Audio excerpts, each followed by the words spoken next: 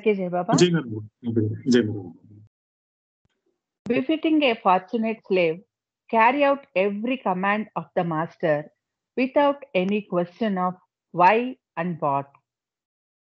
About what you hear from the master, never say it is wrong, because, my dear, the fault lies in your own incapability to understand him.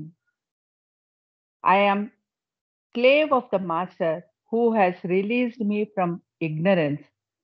Whatever my master does is of the highest benefit to all concerned.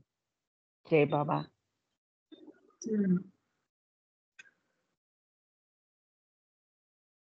జై బాబా. మీనాక్షి తెలుగులో. అందరికీ జై మెహర్ బాబా. ఎందుకు, ఏమిటి అనే ప్రశ్నలు లేకుండా అదృష్టవంతుడైన బానిసవలే నీ గురువు యొక్క ప్రతి ఆజ్ఞను పాలింపుము. గురువు నుండి వినిన దానిని ఎన్నడూ తప్పు అని అనకు. ఎందుకంటే గురువును అర్థం చేసుకోలేని నా అసమర్థత ఎందే ఆ లోపం ఉన్నది. అజ్ఞాన బంధము నుండి నన్ను విముక్తుడు చేసిన నా గురువుకు నేను బానిసను. నా గురువు ఏమి చేసినను తత్సంబంధికులందరికీ అది అత్యంత ప్రయోజనకారి అవుతుంది. హఫీజ్ తాతయ్య. జై మెహర్ బాబా. జై బాబా.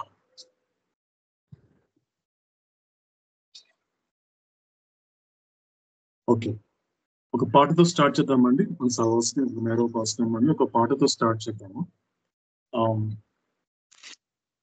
మీనాక్షి, నువ్వే పాట స్టార్ట్ చేయి. యాజ్ ఎ షెడ్యూల్ ప్రకారం నీ పేరు ఉంది కాబట్టి నువ్వు స్టార్ట్ చేస్తావు ఒక సాంగ్.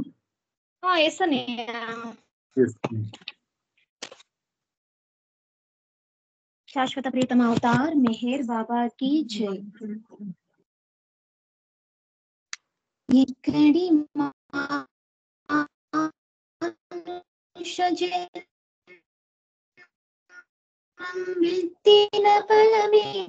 అమితి నీ చిత్తం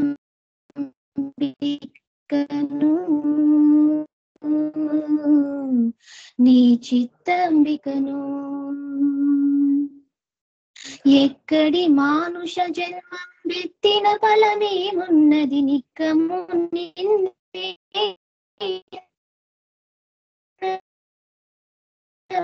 మితి నీ చిత్తంబికను నీ చిత్తంబికను. మరువను ఆహారంబును మరువను సంసార సుఖము మరువను భోగము మరువను సంసార సుఖము మరువను ఇంద్రియ భోగము మాధవని మాయా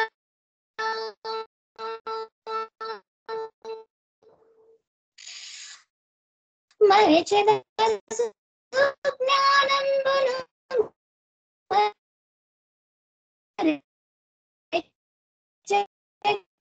తత్వ రహస్యము మరచెద సుజ్ఞానంబును మరచెద తత్వ రహస్యము మరచెద గురువును దైవము మాధవని మాయా. ఎక్కడి మానుష జన్మము వెత్తిన ఫలమేమున్నది నిక్కము నిన్నే నమ్మితి నీ చిత్తంబికను నిత్యము. విడువను పాపము పుణ్యము విడువను నా దుర్గుణము విడువను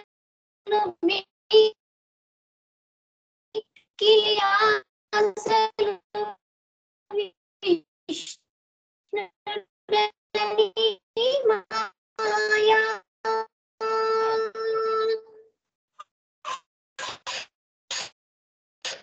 విడువను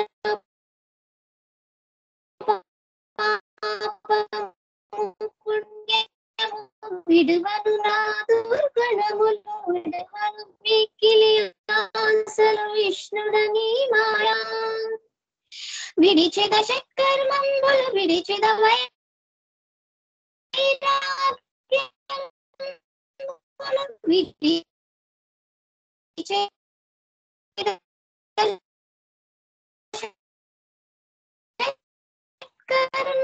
బంధములు విడిచెద వైరాగ్యములు విడిచె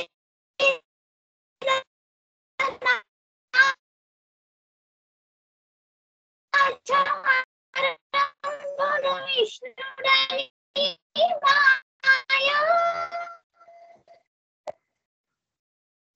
ఎక్కడి మానుష జన్మం మెత్తిన ఫలమేమున్నది నిక్కము నిన్నే నమ్మితి నీ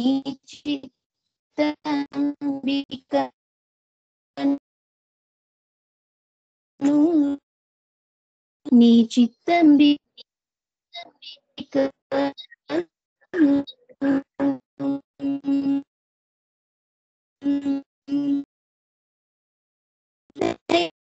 నీ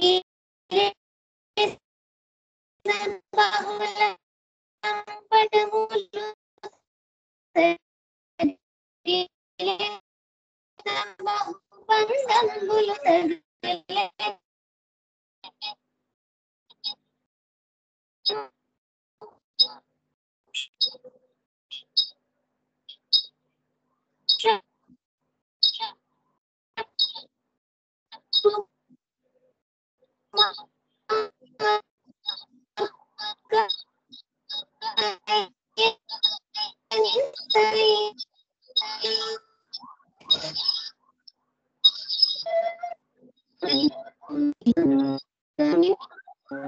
శాశ్వత ప్రీతం అవతార్ మే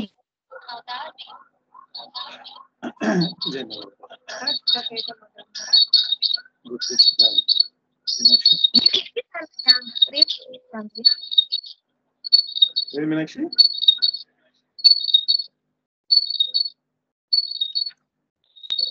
రైట్ అండి రైట్. సో ఈరోజు మనకి ఈ రోజు నుంచి మనము ఈ 3 సెషన్స్ ఏదైతే ఉన్నాయో, ఈ వీక్ లో ఉండేటువంటి 3 సెషన్స్ ఏవైతే ఉన్నాయో, సో వాటిని అవతాడు చెప్పినటువంటి ఆ పాయింట్స్ ఏవైతే ఉన్నాయో, సో వాటిని కాస్త శ్రద్ధతో ఆలకించే ప్రయత్నం చేద్దాము.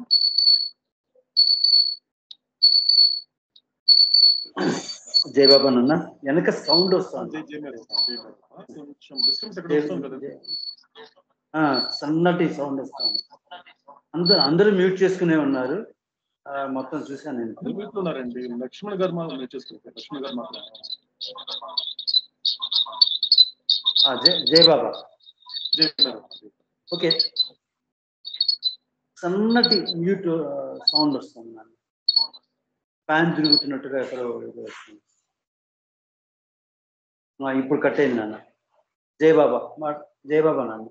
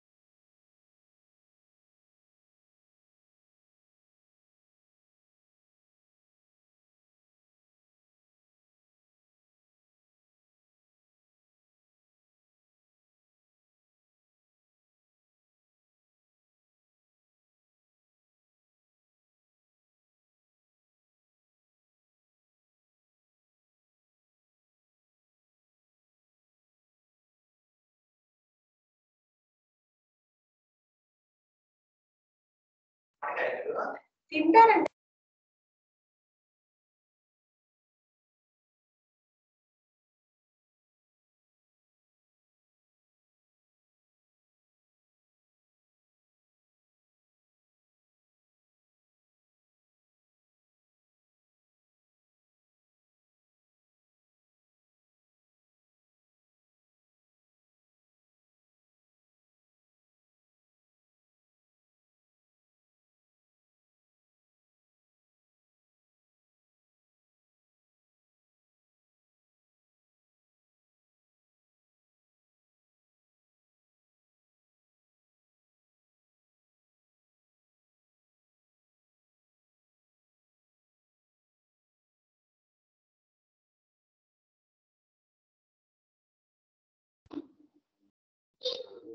జై బాబా అన్నయ్య.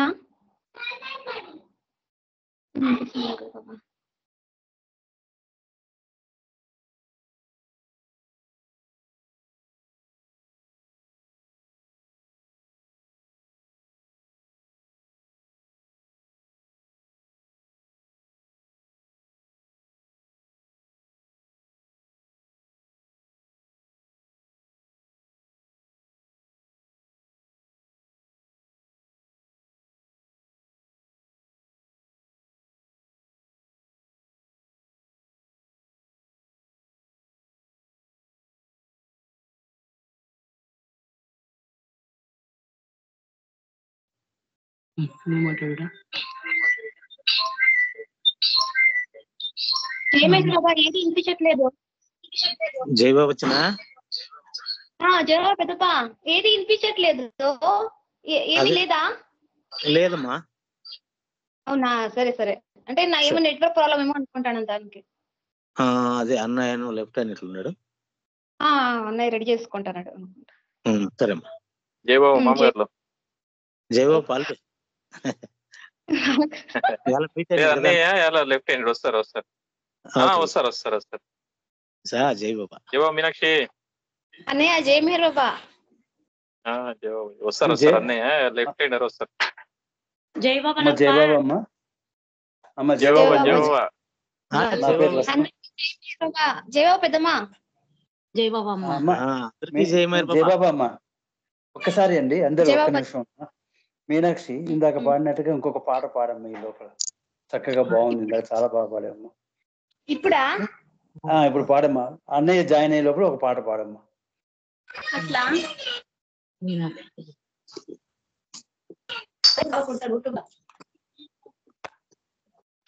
ప్రియతమ అవుతావా మెహర్ బాబాకి జై.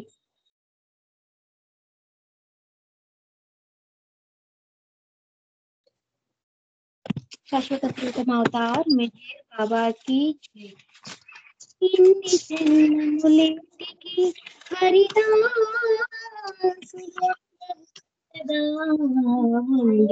చాలు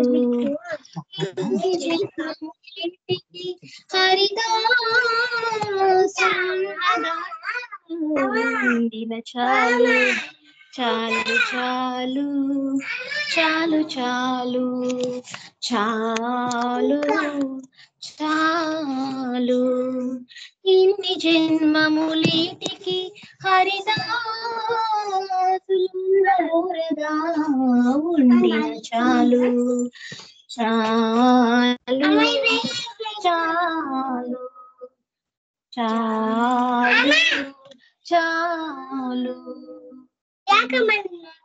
బాబా గాడి సుమ్మిరు బాబు. హరిభక్తుల ఇంటే అన్నము కొనువారి వరువుడై ఉండవలెనన్న చాలు చాలు.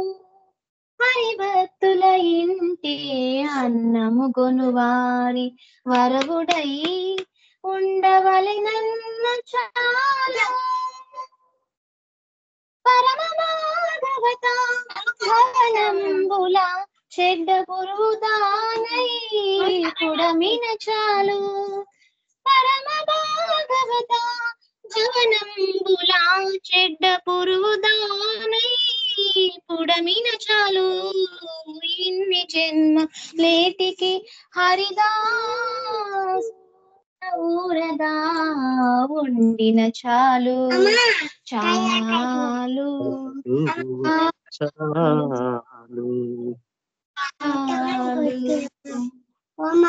నేనే తక్క 2 నిమిషం సుమ్మేది. వాసుదేవుని భక్తవరుల దాసులు మున్ను రోజుల ఎంగిలి రుచిగొన్న చాలు చాలు. వాసుదేవుని భక్తవరుల దాసులు మున్ను రోసిన ఎంగిలి రుచిగొన్న చాలు. శ్రీ సతీషుని తలచిన వారి దాసాను దాసుడై ఉండదలచిన చాలు. శ్రీ సతీషుని తలచిన వారి దాసాను దాసుడై ఉండదలచిన చాలు. ఇన్ని జన్మములేటికి హరిదాసులదా ఉండిన చాలు చాలు చాలు. ఊరుకోవే కొంచెం.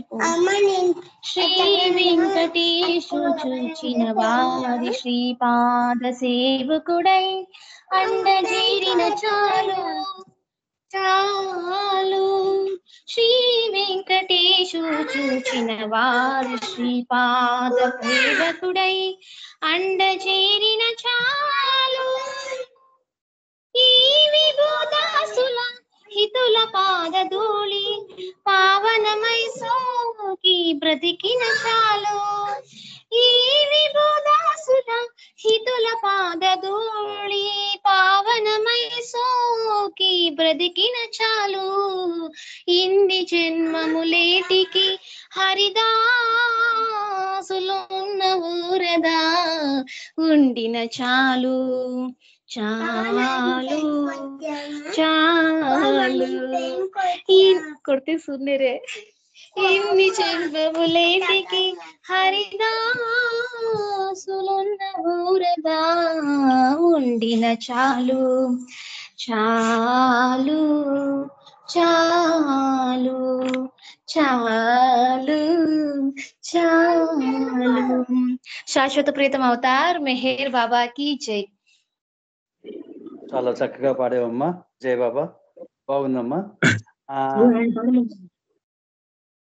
శ్రీహరి గారు వచ్చే లోపల, అన్నయ్య వచ్చే లోపల మన నర్మదా గారు కొంచెం సేపు గాడ్ స్పీక్స్ గురించి అసలు ఎందుకు ఏంటి అనే విషయాన్ని చెప్తారమ్మా. నర్మదా, జయబాబా అమ్మ. నర్మదా, జయబాబా అమ్మ. జయబాబా అమ్మ. నర్మదా. జయబాబా అండి. జయబాబా. కొంచెం గాడ్ స్పీక్స్ గురించి శ్రీహరి గారు వచ్చే లోపల మీరు మరి మన హరిప్రసాద్ గారు వచ్చే లోపల కొంచెం ఇంట్రొడక్షన్ ఇవ్వమ్మా. జయబాబా.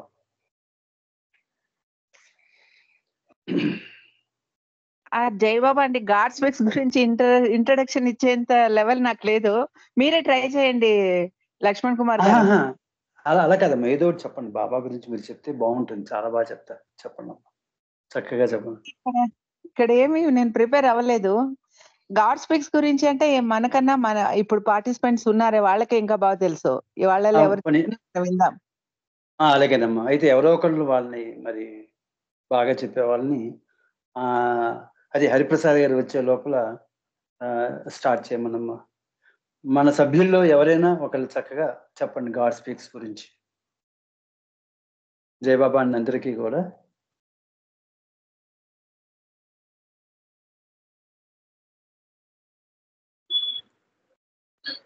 జయబాబా అండి. లక్ష్మి గారు వచ్చారా? Jayababa sir. Okay okay. Jayababa sir. Right అండి. సో మనము కంటిన్యూ చేస్తున్నాం కాబట్టి, సో వై గాడ్ స్పీక్స్ అనేటువంటి మాట మనము ఈ డాక్యుమెంట్ లో నేను మీకు షేర్ చేసినట్లుగా, సో ఇక్కడ ఏం జరుగుతుంది అంటే ఈ వై గాడ్ స్పీక్స్ అనేటువంటి మాట ఎప్పుడైతే మనం ఈ జర్నీ చేస్తున్నప్పుడు, ముఖ్యంగా ఈ గాడ్ స్పీక్స్ జర్నీ చేస్తున్నప్పుడు ఏదో ఒక సందర్భంలో, ఎందుకంటే ఒక విషయాన్ని, ఎందుకంటే మనకి ఈ రోజు కొన్ని బాబా చెప్పబోయే కొన్ని విషయాల్లో అసలు ఎందుకు చదవాలి, ఈ గాడ్ స్పీక్స్ అనేటువంటిది ఎందుకు చదవాలి అనేటువంటి క్లారిఫికేషన్ అంత డీప్ గా ఇవ్వడానికి కారణం ఏంటి అంటే, ఇక్కడ సాధారణంగా ఒక మనిషి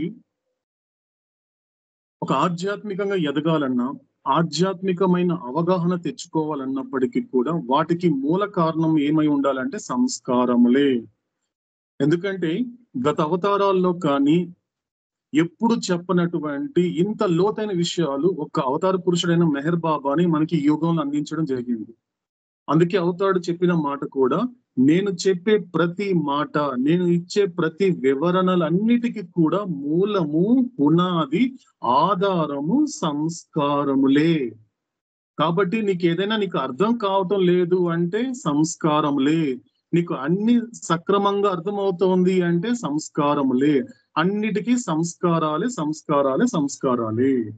కాబట్టి ఇటువంటి సంస్కారాలు అనేటువంటి మాట తీసుకున్నప్పుడు ఒక ప్రాథమికంగా దాని గురించి లోతులోకి వెళ్ళడానికన్నా ముందు, అంటే మనలందరినీ కూడా కాస్త ఆ సంస్కారాలకి సంబంధించినటువంటి లోతుల్లోకి తీసుకెళ్ళడానికన్నా ముందు ఒక ప్రాథమికంగా మెహర్ బాబా 2 విషయాలు చెప్పడం జరిగింది. ఏంటి ఆ 2 విషయాలు అంటే, ఆధ్యాత్మిక మార్గానికి సహకరించే సంస్కారములు. 2 విషయాలు చెప్పాడు అవుతాడు ప్రాథమికంగా. ఎందుకంటే నీకు ఐడియా కోసం, దాని కొంచెం లోతుల్లోకి వెళ్ళడానికన్నా ముందు ఫస్ట్ ఈ అవగాహన తెచ్చుకోనాడు అవుతాడు. అంటే మొట్టమొదటిది ఏంటి, ఎటువంటి సంస్కారాలు అంటే ఆధ్యాత్మిక మార్గానికి సహకరించే సంస్కారములు. రెండవది ఆధ్యాత్మిక మార్గానికి సహకరించని సంస్కారములు. 2 ఉన్నాయని చెప్పాడు అవుతాడు ఫస్ట్ చెప్పిన మాట. అంటే మొట్టమొదటిది ఫస్ట్ సహకరించే సంస్కారములు, సహకరించని సంస్కారములు, ముఖ్యంగా ఆధ్యాత్మిక మార్గానికి. కానీ ఈ ప్రయాణం ఎటువంటిది అంటే, ఈ 2 సంస్కారములలో 2వ వర్గానికి చెందినటువంటి సహకరించని సంస్కారముల యొక్క పాత్ర అతి వేగంగాను అతి లోతుల్లో ఉంటుందని అవుతాడు. ఎందుకంటే ఈ గాడ్ స్పీక్స్ మనం జర్నీ చేస్తున్నప్పుడు ముఖ్యంగా, ఎందుకంటే ప్రపంచం నుండి ఆలకించడానికి, సాక్షాత్ భగవంతుడు మాట్లాడుతున్నప్పుడు ఆలకించడానికి డిఫరెన్స్ ఉంది. ఎందుకంటే ఎవరి గురించి అయినా లోకంలో మనం మాట్లాడుతున్నప్పుడు, మనం అంటే ఇన్ ద సెన్స్ నాబోటి వాడు, సో నాబోటి వాడు ఆలోచిస్తున్నప్పుడు, ఆలకిస్తున్నప్పుడు, ఈ ప్రపంచం పట్ల ఎవరైనా మాట్లాడుతున్నప్పుడు, ప్రపంచం నుండి ఎవరైనా మాట్లాడుతున్నప్పుడు, ప్రపంచం గురించి మాట్లాడుతున్నప్పుడు అది ఆలకించడానికి సహకరించే సంస్కారములు సరిగ్గా భగవంతుడు మాట్లాడుతున్నప్పుడు ఆ సంస్కారాలు అనేది ఇక్కడ సహకరించదు. ఏమైపోతుంది, వెంటనే ఉన్నట్టుండి వ్యతిరేకమైపోతుంది. ఎందుకు మనకి ఇవన్నీ కూడా, ఇవి అవసరమా, ఇంత శ్రద్ధ పెట్టాల్సిన అవసరం ఉందా, ఇక్కడికి దీనికన్నప్పటికీ మనం లోకంలో పని చేసుకోవచ్చు కదా, అంత శ్రద్ధ ఇక్కడ అవసరమా, టైం అవసరమా, ఎనర్జీ అవసరమా అనే విధంగా సహకరించని సంస్కారముల యొక్క పాత్ర అనేది చాలా ఎక్కువగా ముఖ్యంగా ఆధ్యాత్మిక మార్గంలో ఉంటుంది అనేది అవతార పురుషుడి యొక్క ప్రేమపూర్వకమైనటువంటి మౌన వాక్యము. కాబట్టి మనము ఇప్పుడు ఆలకించబోయే అవతాడు చెప్పేటువంటి ఈ 10 పాయింట్లు ఏవైతే ఉన్నాయో దాన్ని ఆలకించడానికన్నా ముందు మనము మన యొక్క అంటే ఎవరి మనసులను, ఎవరి సంస్కారాలను ఏ విధంగా సిద్ధపరచుకోవాలి అంటే, భవిష్యత్తులో అంటే రేపు అంటే తర్వాత కాలంలో మనం రేపు ఆలకించబోయే మాటలన్నిటినీ కూడా ఇప్పుడు ఇక్కడే కొంచెము అంతర్గతంగా ఈ మనసుని కాస్త సిద్ధపరచుకోవాలి. ఎలా సిద్ధపరచుకోవాలి? ఒక్కటే మాట, ఏమి లేదండి. రేపు ఏ సందర్భంలో అయినా, ఎటువంటి సంఘటనలో అయినా, ఎటువంటి కాలంలో అయినా, ఎటువంటి పరిస్థితిలో అయినా మనస్సు అనేటువంటిది ఎప్పుడైతే ప్రశ్నించినప్పుడు, మనసే ప్రశ్నిస్తుంది. అవతాడు ఎప్పుడు చెప్తాడు, మనసుకున్నటువంటి అతి ముఖ్యమైన స్వభావం ఏంటంటే అన్నిటినీ ప్రశ్నించడమే. అందుకే మనకి హఫీజ్ చెప్పినటువంటి ఫస్ట్ కప్లెట్ లోని, ఎందుకంటే మెహరాబాద్ కి ఎవరినైతే అవతార పురుషుడు పిలిపించుకున్నప్పుడు ఆ సమాధి దగ్గర ఆయన గోడౌన్ అయినప్పుడు ఆయనకి ఆ వ్యక్తికి ఉన్నటువంటి ఒక సంబంధాన్ని గుర్తించిన తర్వాత, గుర్తు చేసిన తర్వాత, అంటే ఎటర్నల్ బిలవెడ్ అని గుర్తు చేసిన తర్వాత ఏం జరుగుతుంది, తర్వాత దర్శనం అనేటువంటి బాబాని కలిసిన తర్వాత బయటకు వచ్చి ఏం చేస్తాడంటే తన బాబా గదిలోకి పిలిపించుకుంటాడు. అది బాబా గది కన్నా నా దృష్టిలో అదొక బాబా మది. మీకు పక్కన బాబా రూమ్ ఉంటుంది, అక్కడికి అవతారుడు పిలిపించుకొని, ఓకే ఇప్పుడు నేను పిలిపించాను కదా, వచ్చావు కదా, వచ్చిన తర్వాత నీకు నాకు మధ్య ఉండేటువంటి సంబంధం గుర్తించావు కదా, ఎందుకంటే నేను మాత్రమే నీకు ఏకైక శాశ్వత ప్రియతముడిని. అందుకే మనకి సమాధి పైన టాప్ మోస్ట్ లో ఉన్నటువంటి పదం ఏంటి అంటే ఎటర్నల్ బిలవెడ్. కాబట్టి నేను మాత్రమే నీకు, అది గుర్తించడానికి, అది గుర్తు చేయడానికేరా నేను అక్కడి నుంచి ఇక్కడ పిలిపించుకున్నాను. తర్వాత బాబా మదిలోకి తీసుకెళ్లిన తర్వాత అప్పుడు బాబా ఏం కోరుకుంటాడంటే, నేను నీ జీవితం నుండి ఏదైతే కోరుకుంటున్నానో ఈ 3 మాటల్లో చెప్పాను. కాబట్టి ఆ హఫీజ్ చెప్పినటువంటి ఆ 3 మాటలు ఏమిటి అంటే, అవతార్ మెహర్ బాబా అనేటువంటి నా తండ్రి నా నుండి ఏం కోరుకుంటున్నాడు, ఎలా ఉండమంటున్నాడు అనేది 3 మాటల్లో అక్కడ హఫీజ్ ద్వారా లోకానికి అవతార పురుషుడు అందించడం జరిగింది. అందులో ఉన్నటువంటి మొట్టమొదటిది ఏం చెప్పాడు క్లియర్ గా, ఎందుకు ఏమిటి అనే ప్రశ్నలు లేకుండా, ఎందుకు ఏమిటి అనే ప్రశ్నలు లేకుండా, ఎందుకంటే అదృష్టవంతుడైన బానిసల గురువు యొక్క ప్రతి ఆజ్ఞను పాలించండి. అంటే హఫీజ్ చెప్తున్నాడు, ఎవరైతే ప్రియతముడిలో లీనమవ్వాలనుకుంటున్నారో, ఎవరైతే ప్రియతముడికి దగ్గర అవ్వాలనుకుంటున్నారో, ఎవరైతే ప్రియతముడైనటువంటి భగవంతుడికి ఆయన ఇష్టానుసారం నడుచుకోవాలనుకుంటున్నారో, ఎవరైతే తమ జీవిత పరమార్థాన్ని తెలుసుకోవాలనుకుంటున్నారో, అలాంటి వాళ్ళకి హఫీజ్ చెప్పేటువంటి ఒక సజెషన్ ఏంటి అంటే చెప్తున్నాడు. కాబట్టి గురువు ఏదైనా చెప్పినప్పటికీ, గురువు చెప్పిన ప్రతి మాటని నువ్వు ఎలా పరిపాలించాలి, ఎలా నువ్వు దానిని క్యారీ చేయాలి, దాన్ని ఎలా మొయ్యాలి అంటే ఈ రెండు కూడా ఎట్టి పరిస్థితిలో, అంటే చీమ కుట్టడం నుండి చావడం వరకు ఈ రెండు దశలలో ఏనాడు ఎక్కడ ఏ స్థితిలో కూడా ప్రశ్నించకు అనే మాట ఫస్ట్ చెప్పడం జరిగిందండి. కాబట్టి ఇక్కడ మనం అదే మాట్లాడుకుంటున్నాం, ఇక్కడ అదే చెప్తున్నాడు అవుతాడు. వై గాడ్ స్పీక్స్ అనేటువంటి ప్రశ్న ఏదొక సందర్భంలో గనక ఎవరి మనసు గనక ప్రశ్నించినప్పుడు దానికి నువ్వు లోబడకుండా దానికి సరైన సమాధానం నువ్వు చెప్పగలిగితే, ఆ సమర్థత నువ్వు తెచ్చుకోగలిగితే అక్కడ అవతార పురుషుడైన మెహర్ బాబా సంతోషపడతాడు. ఎస్, వీడు నా మాట వింటున్నాడు కాబట్టి వీడితో నా మాటను కొనసాగిస్తాను అనేటువంటి ఒక స్పష్టత తీసుకురావడం జరుగుతుంది. కాబట్టి మనము ఎవరి మనసులని ఏ విధంగా ప్రిపేర్ చేసుకోవాలి అంటే, సో రేపు చెప్పబోయేటువంటి, అంటే ఇప్పుడు ఇంకొక క్షణంలో మనకి మొదలవబోతోంది ఫస్ట్ పాయింట్ మనకు అవుతాడు చెప్పబోతున్నాడు. సో అక్కడ పాయింట్ కన్నప్పటికీ మన మనసులని ఎలా రేపు ఎక్కడైనా కూడా వై గాడ్ స్పీక్స్ ఎందుకు అని మనసు ప్రశ్నించినప్పుడు, ఎందుకు గాడ్ స్పీక్స్, ఓ మనసా ఎందుకు గాడ్ స్పీక్స్ అని మనసుకి సమాధానమిచ్చి సమాధానపరిచి అటువంటి సమర్థత ప్రతి సాధకుడు లేకపోతే ప్రేమికుడు కలిగి ఉండాలి. ఇది మనసుని సిద్ధపరచుకోవడము, ఇది మనసుని ఆధ్యాత్మికంగా ఎదగడానికి మనసుని సిద్ధపరచుకోవడము, ఇది మన జీవిత పరమార్థం ఏదైతే ఉందో అది పరిపూర్ణం చేసుకోవడానికి మనసుని సహాయకారిగా మలుచుకోవడము. కాబట్టి ఎప్పుడైనా కూడా భవిష్యత్తులో కానీ ఎప్పుడైనప్పటికీ కూడా ఎక్కడైనా వై మెహర్ బాబా ఎందుకు మెహర్ బాబా అంటే ఎందుకు అని ప్రశ్నిస్తే, కానీ నువ్వేం చెయ్యాలి, నీ మనసుని ఎందుకు మెహర్ బాబా, ఎందుకోసం అయ్యా మెహర్ బాబా నాకు ఎందుకు కావాలి నాకు అని, అదే విధంగా వై గాడ్ స్పీక్స్ అని రేపు అది ప్రశ్నించినా కూడా, సో ఎందుకు గాడ్ స్పీక్స్ నాకు కావాలి, నాకు భగవంతుడి మాటలు కావాలి, భగవంతుడు చెప్పిన జీవితం కావాలి అనేటువంటి సమాధానం గనక నీ మనసుకి ఇచ్చి ఆ విధమైన సమర్థత గనక నువ్వు కలిగి ఉండగలిగితే ఖచ్చితంగా అదే నీ చివరి జన్మ ఈ భూమి మీద అన్నాడు అవతార పురుషుడు. అది బల్లగుద్ది చెప్పాడు అవతారు. సో అప్పుడు నీకు జీవిత పరమార్థము ఎటువంటి సమాధానం పొందడానికి నువ్వు ఈ చావు పుట్టుకుల పరంపరలో ఈ సంసార చక్రంలో తిరుగుతున్నావో అటువంటి ఆన్సర్ అనేటువంటిది నీకు ఈ జన్మలో ఇక్కడే ఈ శరీరంలోనే నేను నీకు ప్రాప్తింప చేస్తాను. సో ఎప్పుడైతే నీకు ఆ విధంగా ప్రాప్తింప చేసినప్పుడు నీకు మళ్ళీ ప్రకృతితో పని లేదు. సో ఈ విషయం అనేది కాస్త ఎవరి మనసులకు వాళ్ళు అంతర్గతమైనటువంటి సంసిద్ధత అనేది తయారు చేసుకోగలిగితే మనము దీనిని చివరి వరకు, ఎందుకంటే నా వ్యక్తిగతమైనటువంటి అనుభవం వలన నేను నేర్చుకున్న విషయం ఏంటి అంటే, గాడ్ స్పీక్స్ అనేటువంటిది ఒక 280 పేజీల పుస్తకం అనో, లేకపోతే అది ఇంగ్లీష్ భాషలో ఉందనో, లేకపోతే అందులో కొన్ని విషయాలు చాలా కష్టంగా ఉందనో అనే భావన నేను ఎప్పుడు నాకు అనిపించలేదండి. నా వ్యక్తిగతమైన అనుభవం మాత్రమే.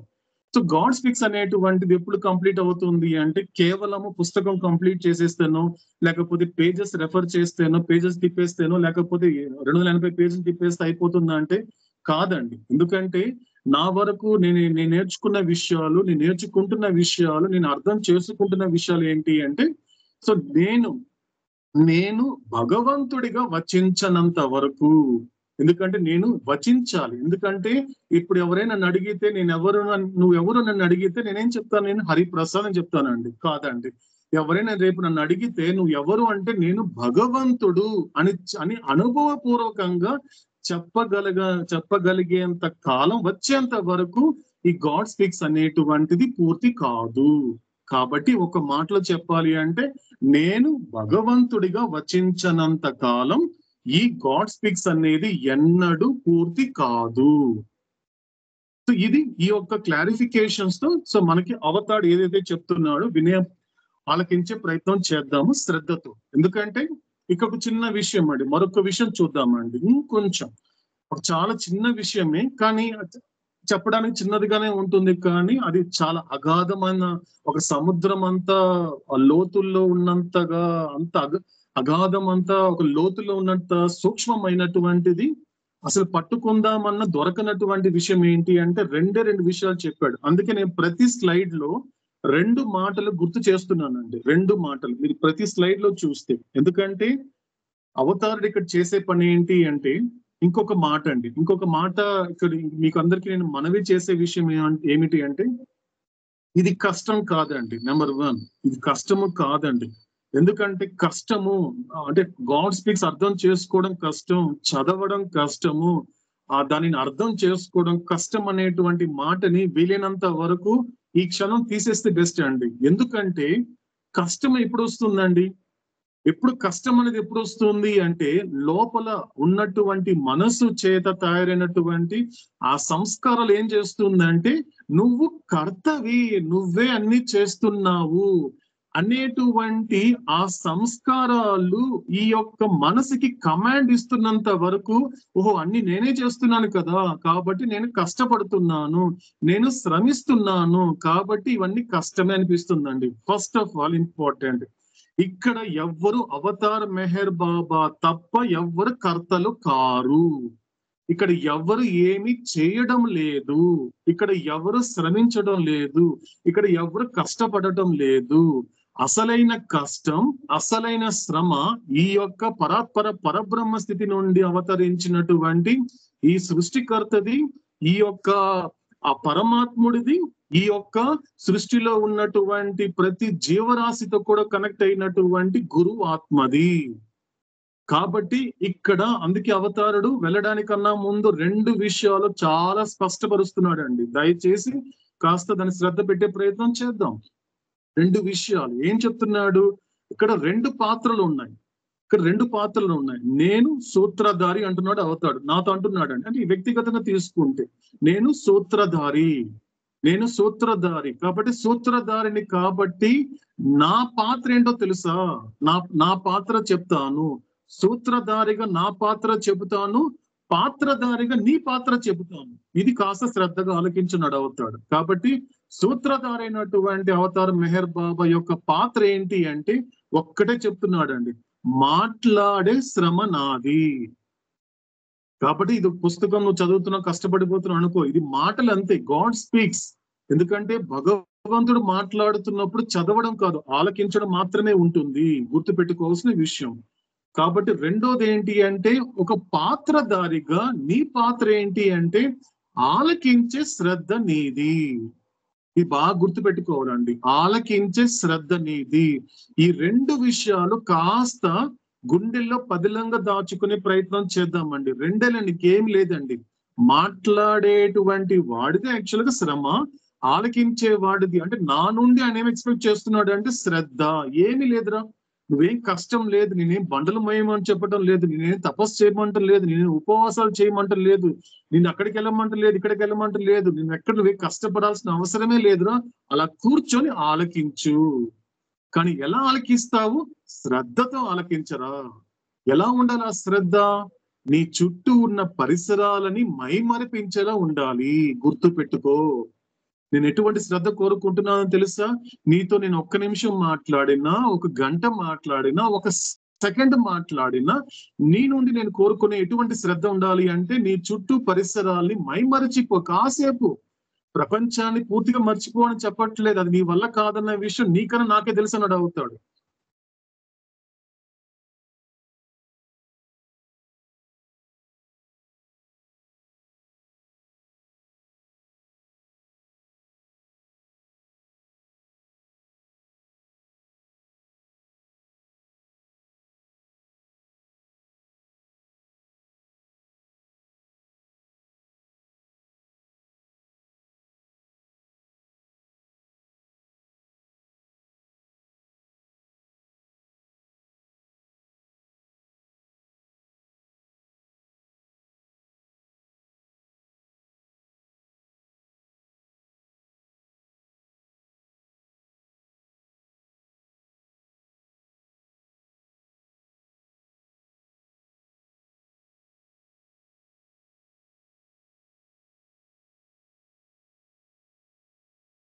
సార్ జయబాబు ఆడియో కట్టేయండి సార్.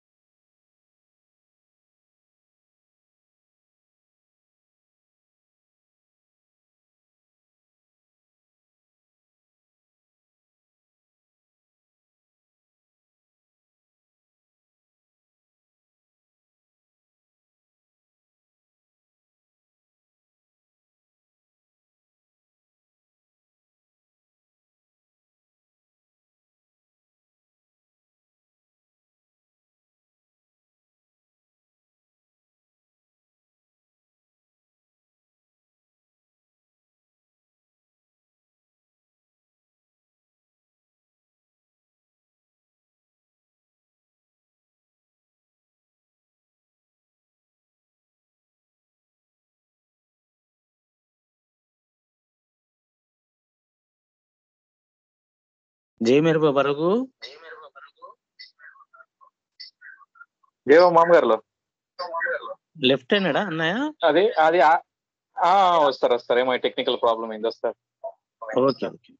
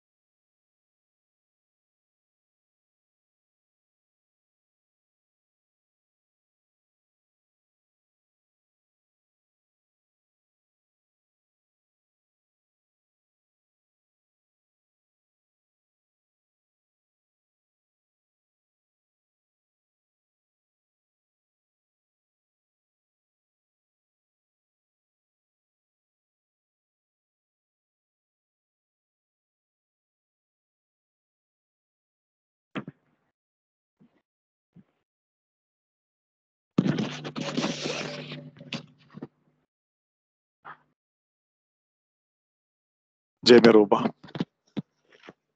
సార్ జయబాబా ఆడియో వినిపిస్తుందండి? సార్ ఇప్పుడు వినపడిస్తాం sir. Good good good. Okay okay right. So కాబట్టి మీకు కింద చెప్పినటువంటి ఆ పాయింట్ కూడా జస్ట్ నేను మీకు కొంచెం కాస్త గుర్తు చేయాలనుకుంటున్నాను. ఎందుకంటే అందులో చెప్పిన మాట, ఎందుకంటే సత్సంగం అంటే ఎలా ఉండాలి అంటే, మనం చేసే సహవాస్ కానివ్వండి, మెహరోపాసనం కావండి, ఏ మాట పెట్టుకున్నప్పటికీ కూడా, ఏ పదం వాడినప్పటికీ కూడా ఇక్కడ గుర్తుంచాల్సినటువంటి విషయం ఏంటంటే, ఏది చేసిన సత్సంగమే. సో సత్సంగం అంటే ఏం జరుగుతుంది, దాని యొక్క ముఖ్య ప్రయోజనం ఏంటి అనేది జస్ట్ ఎందుకంటే ఒక మానవ జన్మ గురించి 4 మాటలు చెప్పారు మనకి భజగోవిందంలో ఆదిశంకరాచార్య. అంటే మైనర్ అవతార్, మనం కరెక్ట్ గా తీసుకుంటే మైనర్ అవతార్ అయినటువంటి ఆదిశంకరాచార్య. ఎందుకంటే అది చాలా ఇంపార్టెంట్ అనే విషయం. ఎందుకంటే ఈ క్షణం నుండి, ఎందుకంటే మనం రేపు చేయబోయేటువంటి ఈ మెహరోపాసనంలో కూడా ఇది చాలా ఇంపార్టెంట్. అంటే ఎంతగా చెయ్యాలి అంటే, మెహరోపాసనం అనేటువంటి ముఖ్య ఉద్దేశం ఏంటి అంటే, సత్సంగ్ యొక్క ముఖ్య ఉద్దేశం అనే మాట మనం మాట్లాడుకున్నప్పుడు ఫస్ట్ ఆదిశంకర్ చెప్పిన మాట మనం కాస్త చూస్తే ఏం చెప్తున్నారంటే, అక్కడ మనకి క్లియర్ గా వచ్చి, సత్సంగత్వే నిస్సంగత్వం, నిస్సంగత్వే నిర్మోహత్వం, నిర్మోహత్వే నిశ్చలతత్వం, నిశ్చలతత్వే జీవన్ ముక్తి అన్నాడు ఆదిశంకరాచార్య. జస్ట్ 4 మాటల్లో, 4 మాటలు అండి. అంటే బతికుండగానే ఎప్పుడో బాడీ డ్రాప్ చేశాకో తర్వాత వచ్చేటువంటిది ముక్తి కాదు. నువ్వు బ్రతికున్నప్పుడే అవుతాడు ఎప్పుడు చెప్తూ ఉంటాడు. అంటే లిబరేటెడ్ అని కాకు. ఎందుకంటే అది నువ్వు ఉన్నప్పుడు అనుభవించే విధంగా ఎలా ఉంటుంది? అది ఆ ముక్తి అనేది ఎలా ఉంటుంది? ఎందుకంటే ఏ విధంగా కర్మ చేస్తూ కర్మకి అంటుకోకుండా కర్మకు అంటుకోకుండా అది కర్మ కాకుండా కర్మ నుంచి అకర్మ చేసేలాగా యాక్షన్ టు ఇన్యాక్షన్ అంటాడు అవుతాడు. అది ఎలా చేయగలుగుతాము అంటే అది ఇంపార్టెంట్. ఎందుకంటే సత్సంగ్ యొక్క ముఖ్య ఉద్దేశం అంటే నిస్సంగత్వం. నిస్సంగత్వం అంటే డిటాచ్మెంట్ అండి. డిటాచ్మెంట్ ఇది బాగా అర్థం కావాలి. ఎందుకంటే ఇప్పుడు మనం ఎవరి మాటలైతే ఆలకించబోతున్నామో ఆ మాటల్ని శ్రద్ధతో ఆలకిస్తే తప్ప అంటే నిస్సంగత్వం వచ్చేంత వరకు సత్సంగం చేయాలి. సరే లక్ష్మి గారు తెలిసింది కదా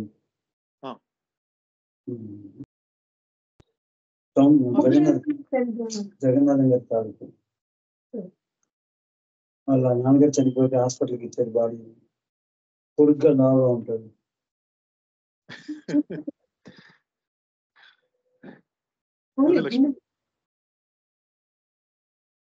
లక్ష్మి గారు చెప్పండి. లక్ష్మి గారు రైట్ అండి. కాబట్టి అది ఇంపార్టెంట్. కాబట్టి మనము ఇది ఇంపార్టెంట్. అంటే సత్సంగం చేసే ప్రతి సాధకుడు, మెహరోపాసనం చేసే ప్రతి ప్రేమికుడు గుండెల్లో పదిలంగా దాచుకోవాల్సిన విషయం అది. కాబట్టి ఇక్కడ మనకి సత్సంగాలు ఉండవు, సహవాసులు ఉండవు, మెహరోపాసనాలు ఉండవు. నువ్వు చేసేటువంటి జన్మలో ఒకే సత్సంగం చేస్తావు, ఒకే మెహరోపాసనం చేస్తావు, ఒకే ఒక సహవాసం చేస్తావు. కాబట్టి ఆ సహవాసం అనేటువంటిది మాత్రమే. అందుకే అవుతాడు ఇప్పుడు ఒక మాట చెప్తాడండి ఒక సంఘటనలో. బాబా నేను మెహరాబాద్కి చాలా సంవత్సరాల నుండి వస్తున్నాను, చాలా నువ్వు కండక్ట్ చేసే సహవాసులకు అన్ని అటెండ్ అవుతున్నాను. బాబా ఫిజికల్ గా ఉన్నప్పుడు అండి జరిగిన సంఘటన. అన్నప్పుడు అతను చాలా కాలం నుంచి వస్తున్నాడు, చాలా సంవత్సరాల నుంచి అతను లెక్క పెట్టుకున్నాడు కూడా. ఇన్ని సహవాసులు వెళ్ళాను నెంబర్ తో పాటు గుర్తు పెట్టుకొని ఒకసారి బాబా దగ్గరికి వెళ్ళి మాట్లాడుతూ ఏదో అడుగుతూ ఉన్నాడు. ఏదో ఒక సందర్భం వచ్చినప్పుడు అడుగుతున్నప్పుడు అదే తన బాధలు చెప్తున్నాడు, ఒక సాంసారికమైన బాధలు. అంటే తన యొక్క ఒక వ్యక్తిగతమైన సమస్యల గురించి అన్నప్పుడు అవుతాడేం చెప్పాడంటే ఏం లేదు, నా సత్సంగానికి ఒకసారి రా, నా సహవాసులు కొంచెం గడుపు అన్నాడు. అన్నప్పుడు వెంటనే అదేంటి బాబా అలా అంటావు, ఏదేంటి ఇన్ని సంవత్సరాల నుండి చూడు నేను లెక్క పెట్టాను చూడు, ఇన్ని సహవాసులకు వచ్చాను, నేను నీ దగ్గరకు వచ్చాను అన్నప్పుడు వచ్చినప్పుడు వెంటనే అవుతాడు ఏమన్నాడు తెలుసా అండి? అవునా, నువ్వెప్పుడు వచ్చావు నాకు తెలియకుండా నా సహవాసుకు అన్నాడు. నాకు తెలియకుండా నా సహవాసుకు నువ్వు ఎప్పుడు వచ్చావు? ఓ అలా అనుకుంటున్నావా? నువ్వు సహవాసుకు వచ్చిన ప్రతిసారి నువ్వేం చేస్తున్నావు? అక్కడికి వచ్చి నువ్వు ఇంట్లోనూ ప్రపంచంలోనూ వ్యాపారం చేస్తున్నప్పుడు అక్కడ ఎలాగైతే నడుచుకుంటున్నావో ఇక్కడ కూడా అలాగే నడుచుకుంటున్నావు. ఏ మనసు అయితే ఇబ్బంది పెడుతోందో నీకు ప్రపంచంలో, నా సమక్షంలోకి వచ్చినా కూడా అదే మనసుతో ఇబ్బంది పడుతున్నావు తప్ప ఎప్పుడైనా నన్ను సరిగ్గా చూసావా? ఎప్పుడైనా నేను చెప్పే మాట విన్నావా? ఎప్పుడైనా నేను చెప్పినట్లు నాతో గడిపావా? ఎప్పుడైనా నేను చెప్పినటువంటి పని ఒక్కటైనా చేసావా? నీకు నువ్వు చెప్పుకుంటే ఎలా నీ సహవాసకు వచ్చాయని? నాకు తెలిసి నువ్వు ఎప్పుడు రాలేదని అవుతాడు. అంటే ఎక్కడో ఒక చోట. అందుకే అంటాడు అవుతాడు కూడా, నువ్వు వచ్చావని నువ్వు అనుకుంటున్నావేమో కానీ నువ్వు వచ్చావని నేను అనుకోవట్లేదు అన్నాడు అవుతాడు. అంటే ఇక్కడ ఎక్కడ జరుగుతోంది? ఎక్కడో చోట పొరపాటు. అంటే నువ్వు చేసే ప్రతి సత్సంగము, నువ్వు చేసే ప్రతి సహవాసు, నువ్వు చేసే ప్రతి మెహరోపాసనం అనేది అల్టిమేట్ గా ఎక్కడికి వెళ్ళాలి? అది ఒక డిటాచ్మెంట్ కి రావాలి, ఒక నిస్సంగత్వానికి రావాలి. నువ్వు చేసే ప్రతి పని అంటే నువ్వు ఒక కర్మ చేయాలి. ఎలా చేయాలి? నువ్వు ఆ కర్మకి అంటుకోకుండా, కర్మ ఫలితానికి అంటుకోకుండా ఎలా నువ్వు చేయగలుగుతావు? ఆ ఫలితాలని ఇబ్బంది పెట్టకుండా ఎలా విధంగా దాన్ని తప్పించుకుంటావు ఆ కర్మ ఫలితం నుండి అంటే కేవలము నువ్వు నిస్సంగత్వంగా ఉంటే తప్ప, నువ్వు నిస్సంగత్వంగా పనులు చేస్తే తప్ప. అది గుర్తుపెట్టుకో. అటువంటి నిస్సంగత్వమే నేను ఎక్కడ తీసుకెళ్తుందంటే నిర్మోహత్వం. ఆ మోహం ఉంటుందండి. ఆ మోహం ఇల్యూషన్ అని చెప్పాడు అవుతాడు, భ్రమ అన్నాడు. ఆ మోహంలో ఇరుక్కుపోయావు, ఇది నాది, వీళ్ళు నా వాళ్ళు అనే మోహం పోయింది కదా. ఆ మోహం ఎప్పుడు పోతుందో తెలుసా? సత్సంగం ద్వారా నిస్సంగత్వం పొందినప్పుడు, నిస్సంగత్వం ద్వారానే నీకు నిర్మోహత్వము, ఆ మోహం పోతుంది. ఆ విధంగా నిర్మోహత్వం నువ్వు ఎప్పుడైతే మోహాన్ని తొలగించుకున్నావో నీకు ఎటువంటి ఏదైతే కదలకుండా నిన్ను కదిలించేటువంటి ఒకటి ఉంది నీలో. ఆ మనసు ఏదైతే ఉందో అది అచంచలమైనటువంటి ఆత్మస్వరూపం తెలుసుకోకుండా ఉన్నటువంటి చంచలమయ స్వభావం కలిగిన ఈ మనసు అనేటువంటిది అచంచలం అవుతుంది. అందుకు అవతాడు చెప్పాడు అక్కడ క్లియర్ గా, నిశ్చల తత్వే, నిశ్చలమైపోతుంది, కదలనటువంటి, పూర్తిగా అంటే ఏమవుతుంది అక్కడ, పూర్తిగా ఎటువంటి సంస్కార రహితం అయిపోతుంది. అక్కడికి వస్తే అలా సంస్కార రహితము, అలా నిశ్చల తత్వమే జీవన్ముక్తి.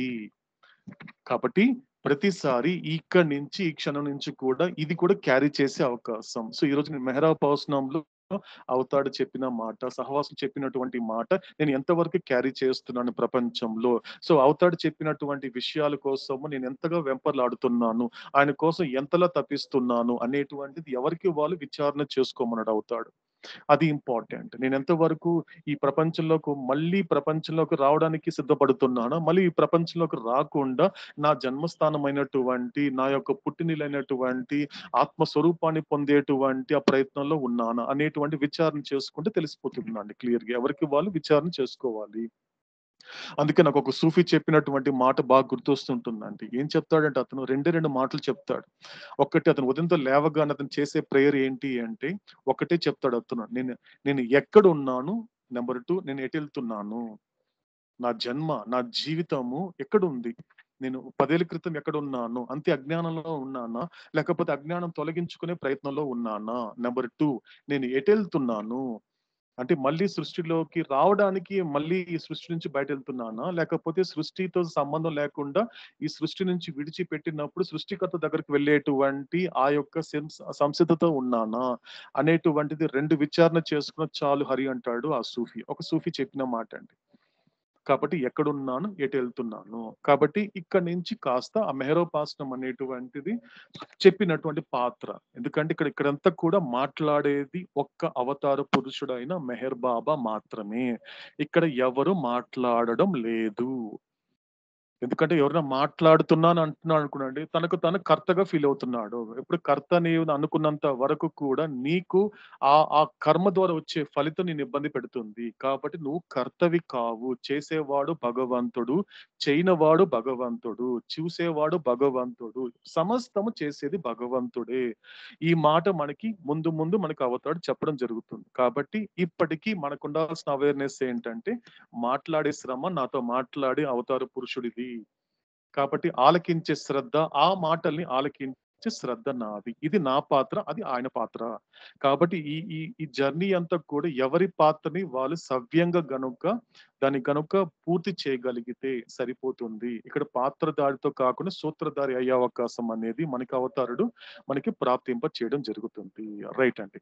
సో ఇప్పుడు మనము ఫస్ట్ పాయింట్కి వెళ్దామండి. ఫస్ట్ విషయం ఏంటి, మనకి మొట్టమొదటిది అవతాడు చెప్పినటువంటి మాట ఏంటంటే why God speaks. First point, you should read God Speaks from cover to cover. It will answer all your questions. So ఇక్కడ అవతాడు ఏం చెప్తున్నాడు యాక్చువల్ గా అంటే, దానిని ఎలా జర్నీ చేయాలి అంటే, మీలో చాలా మందికి కొత్తగా అనిపించచ్చు అంటే నా భాష. ఇక్కడ జర్నీ అంటే చదవడం అండి. నా భాష కొత్తగా ఉండొచ్చు, మీరు కొత్త వాళ్ళు ఉన్నారు కాబట్టి. ఇక్కడ నా జర్నీ అంటే ఎటువంటి అర్థం ఏంటి అంటే చదవడమేనండి. ఎక్కడైనా కూడా నేను చదవడం అనే మాట కన్నప్పటికీ కూడా నేను ప్రయాణిస్తాను, జర్నీ చేస్తున్నాను అనే మాట నేను వాడతాను. కాబట్టి ఇక్కడ సో అవతాడు చెప్పినటువంటి అది ఎలా చదవాలి అన్నప్పుడు ఏదో 1-2 పేజీలు చదివితే సరిపోదు. మొత్తం కంప్లీట్ గా మొదటి పేజీ నుండి చివరి పేజీ దాకా చదవమని చెప్తున్నాడు అవతాడు. ఇక్కడ చాలా కాస్త శ్రద్ధ పెట్టి ఆలకిస్తేనండి ఇక్కడ ఏం చెప్తున్నాడు అవతాడు. సో గాడ్ స్పీక్స్ ద్వారా నీకు కలిగేటువంటి ఒక ఆధ్యాత్మిక ప్రయోజనం ఏమిటి?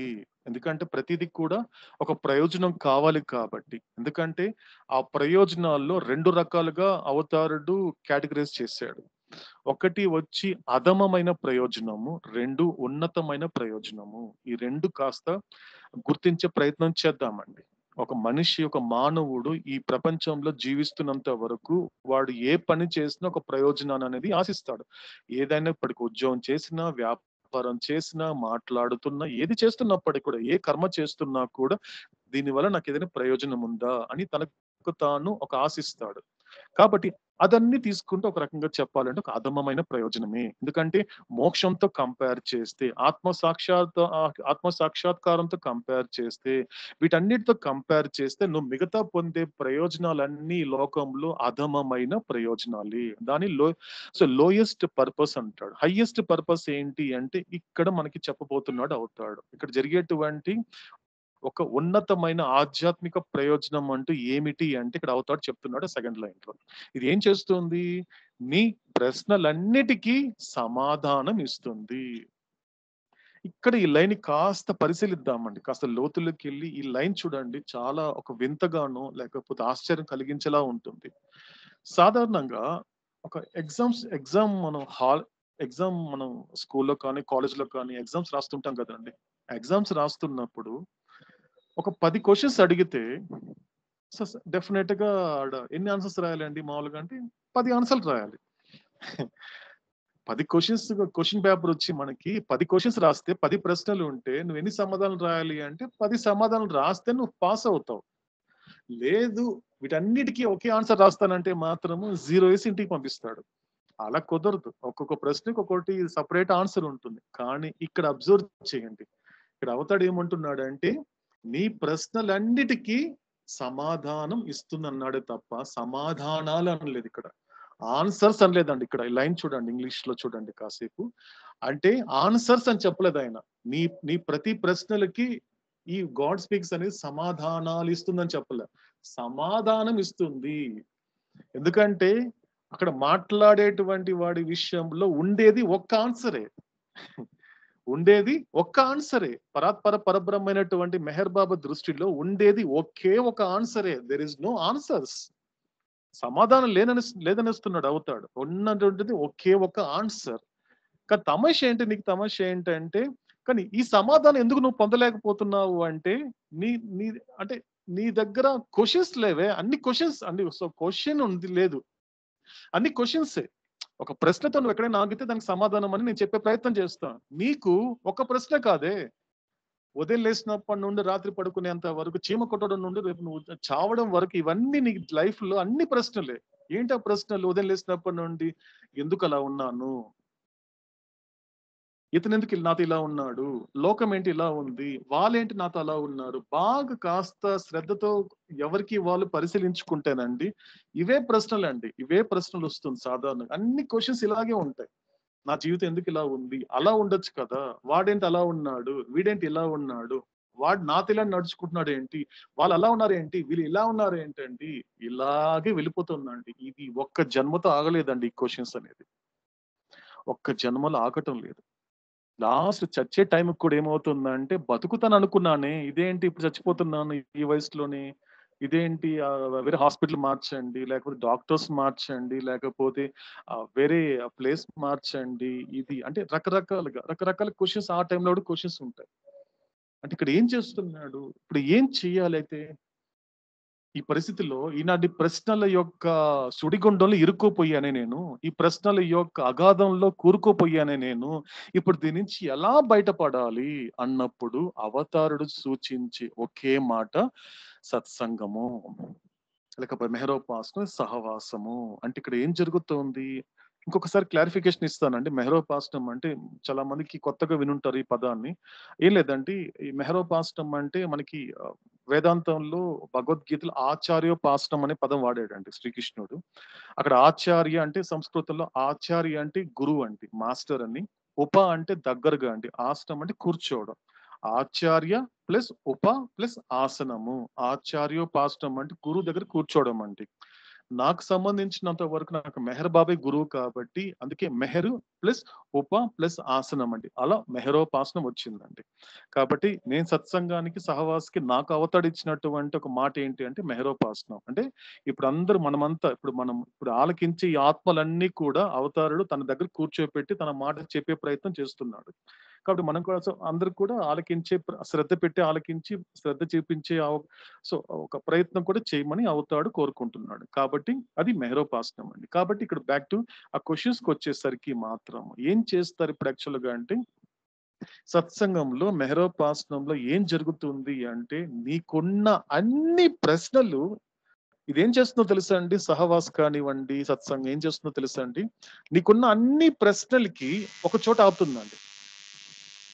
నీకున్నటువంటి జీవితంలో ఉన్నటువంటి అనేక ప్రశ్నలన్నిటిని తీసుకొచ్చి ఒక చోట ఆపుతుంది. ఆ ఒక్క చోట ఆగేటువంటి పేరే ఒకే వన్ క్వశ్చన్, ఒక్క ప్రశ్న దగ్గర ఆపుతుందండి. ఈ మెహరోపాసన యొక్క గొప్పతనం ఏంటి? లోకోపాసనం కాకుండా మెహరోపాసనం చేయడం వల్ల వచ్చేటువంటి ఆధ్యాత్మిక ప్రయోజనం ఏంటి అంటే, ఇదంతా నీకున్నటువంటి అనేక బుర్ర నిండా ఉన్నటువంటి ఇలాంటి అనేక ప్రశ్నలన్నిటిని కూడా ఒక్క చోట ఆపుతుంది ఈ మెహరోపాసనం. ఒక్క చోట ఆపుతుంది, ఒక ప్రశ్న దగ్గర ఆపుతుంది. అది ఎటువంటి ప్రశ్న అంటే అది నిజమైన ప్రశ్న. అసలు నీ జీవితము, నీ జన్మ, నీ ఆత్మ అనేది ఎక్కడైతే మొదలైందో అక్కడ మొదలైనటువంటి అక్కడ ఆ మూలాలకి, ఆ పునాదికి, ఆ ఆధారానికి తీసుకెళ్లేటువంటి ప్రశ్న. అది ఒక నిజమైన ప్రశ్న. మళ్ళీ అబద్ధమైనటువంటి ప్రశ్నలన్నిటిని కూడా ఏం చేస్తుంది ఈ మెహరోపాసనము?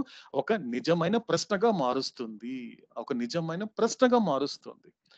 ఇంతవరకు ఏం చేశాడు? వాళ్ళెవరు వీళ్ళెవరు అన్నటువంటి ఇదే వ్యక్తి ఎప్పుడైతే సాధకుడయ్యాడో, ఎప్పుడైతే ప్రేమికుడయ్యాడో, ఎప్పుడైతే విధేయుడవుతున్నాడో ఆ టైంలో ఇతడు ఆ ప్రశ్న దగ్గరికి వస్తాడు. ఆ ప్రశ్న నిజమైన ప్రశ్న. అదే ఆ ప్రశ్నే ఉన్నటువంటి ఒకే ఒక ప్రశ్న. అదే రియల్ క్వశ్చన్. ఆ రియల్ క్వశ్చన్, ఆ నిజమైనటువంటి ప్రశ్నే నేనెవరు, హూ యామ్ ఐ. అవతాడు ఎప్పుడు చెప్తూ ఉంటాడు, నీ జీవితంలో అనేక బాధలకి కారణం ఏంటో తెలుసా?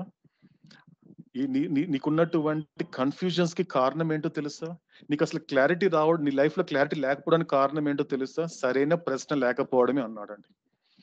కాబట్టి నీ చుట్టూ ఉండే వాళ్ళ వల్ల నువ్వు ఇబ్బంది పడటం లేదు, లేకపోతే లోకం వల్ల ఇబ్బంది పడటం లేదు, ఇంట్లో వాళ్ళ వల్ల అస్సలు ఇబ్బంది పడటం లేదు. నీ బాధ అంతా దేని వల్ల తెలుసా? నీకున్న ఇబ్బందులంతా దేని వల్ల తెలుసా? నీ దగ్గర ఉన్నటువంటి అనేకమైన అబద్ధపు ప్రశ్నలే. కాబట్టి అబద్ధపు ప్రశ్నలన్నీ కూడా నిజమైన ప్రశ్నకు రాగలిగితే నీకు ఫస్ట్ క్లారిటీ వస్తుంది లైఫ్ లో. నీ జీవితంలో ఏది జరిగినా కూడా ఏదో ఒక కారణం వల్ల నాకు అవతార్ మెహర్ బాబా నా జీవితంలో ఇది జరిపించాడు అనేటువంటి ఒక సుస్పష్టమైనటువంటి ఒక స్పష్టత నీ లైఫ్ లో వస్తుంది.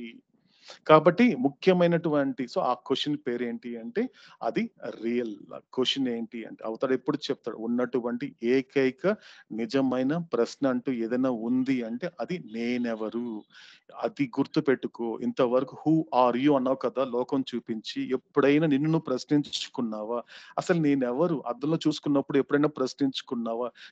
నాకు అద్దంలో కనిపిస్తే అసలు వీడెవడు, ఈ హరిప్రసాద్ అనేవాడు ఎవరు? హరిప్రసాద్ అనేటువంటి వాడు ఈ శరీరానికి వీలు పెట్టిన పేరే. హరిప్రసాద్ పేరు వచ్చేసి హరిప్రసాద్ పెట్టుకోలేదు కదండి, నా తల్లిదండ్రులు పెట్టారు. అంటే వేరే వాళ్ళు పెట్టారు నాకు శరీరానికి. దేనికి పేరు?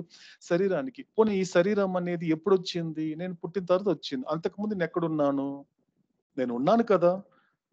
నేను లేకపోతే మళ్ళీ ఇప్పుడు రాను కదా. అంటే ఇంతకుముందు ఎక్కడో ఉన్నాను. రేపు నేను చచ్చిన తర్వాత నేను బాడీ డ్రాప్ చేశాక కూడా నా ఎగ్జిస్టెన్స్ ఉంటుంది, నేను ఉన్నాను. అప్పుడు ఎలా ఉంటాను? కాబట్టి అప్పుడు అంటే శరీరం రాకముందు ఎలా ఉన్నాను, శరీరం ఉన్నప్పుడు ఎలా ఉన్నాను, శరీరం లేకపోయినా ఎలా ఉన్నాను అంటే అది క్లారిటీ ఇస్తుంది ఆ ప్రశ్న. అది హూ యామ్ ఐ. ఇక్కడ అవతాడు చెప్పే మాట అదేనండి. ఇక్కడ అవతాడు చెప్పే అదే మాట చెప్తున్నాడు, క్లియర్ గా చెప్తున్నాడు. కాబట్టి నీకు ఫస్ట్ ఏంటి? ఇది ఏం చేస్తుంది? గాడ్ స్పీక్స్ ఏం చేస్తుంది? నీ ప్రశ్నలన్నిటికీ ఉన్నటువంటి ఒకే ఒక సమాధానం ఇస్తుంది. కాబట్టి ఎప్పుడైతే నేనెవరు అనే ప్రశ్నకు వచ్చేసావో అంటే నువ్వు చేయాల్సిన పని ఏంటి? ఈ క్వశ్చన్స్ అన్ని తీసుకొచ్చి, ఈ అబద్ధమైనటువంటి ప్రశ్నలన్నిటిని తీసుకొచ్చి నువ్వు ఎక్కడ ఆగాలో తెలుసా? ఒక నిజమైన ప్రశ్న దగ్గర ఆగాలి. ఆ నిజమైన ప్రశ్నే నేనెవరు. కాబట్టి నేనెవరు అనేటువంటి నువ్వు విచారణ అనేది మొదలు పెట్టిన తర్వాత ఏం జరుగుతుంది ఇక్కడికి స్పష్టంగా?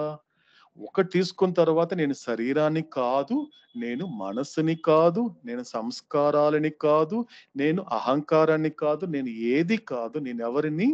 ఒక శుద్ధ చైతన్యాత్మకమైనటువంటి ఆత్మస్వరూపుణ్ణి. కాబట్టి ఇది ఎటువంటి ఆన్సర్ ఇస్తుంది అంటే నువ్వు ఎవరో కాదురా, నువ్వు భగవంతుడవే.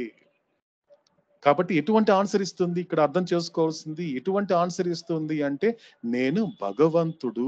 ముందు చెప్పుకున్నట్లుగా అంటే గాడ్ స్పీక్స్ ఎప్పుడు కంప్లీట్ అవుతుంది అంటే నేను భగవంతుడిగా వచించినంత వరకు భగవత్ వచనములు అనేది పూర్తి కాదు.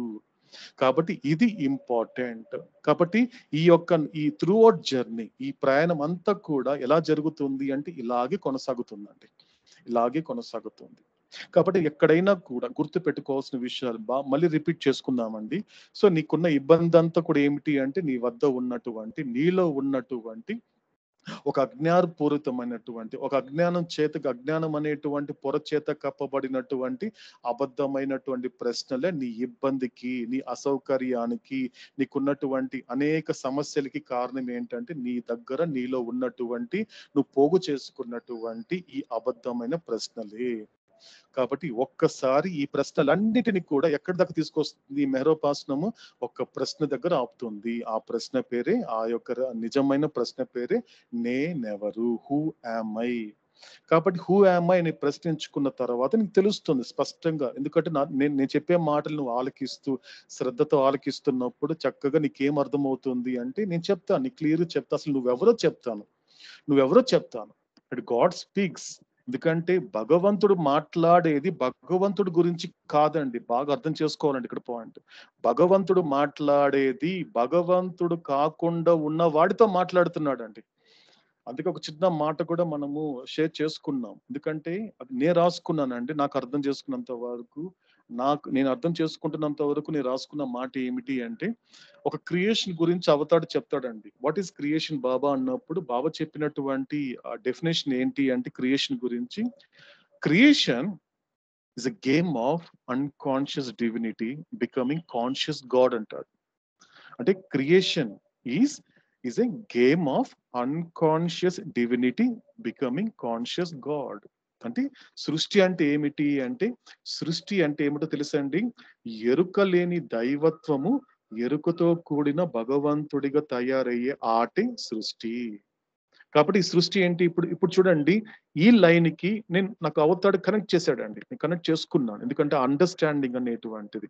సో గాడ్ స్పీక్స్ అనేటువంటి భగవంతుడు ఒకటితో మాట్లాడుతున్నాడండి. ఎవరితో మాట్లాడుతున్నాడు, ఎందుకు మాట్లాడుతున్నాడు? ఒక చిన్న విచారణ శ్రద్ధతో కొద్దిగా ఆలకిస్తే అర్థమవుతుందండి. ఇక్కడ హరిప్రసాద్ అనేవాడు ఎవరైతే, నేను తెలుసుకునే ప్రయత్నంలో ఉన్నాను కాబట్టి, నేను తెలుసుకునే ప్రయత్నంలో ఉన్నాను. మీరు ప్రయత్నిస్తే కూడా ఆ ప్రయత్నంలో ఉంటే తెలుస్తుందండి.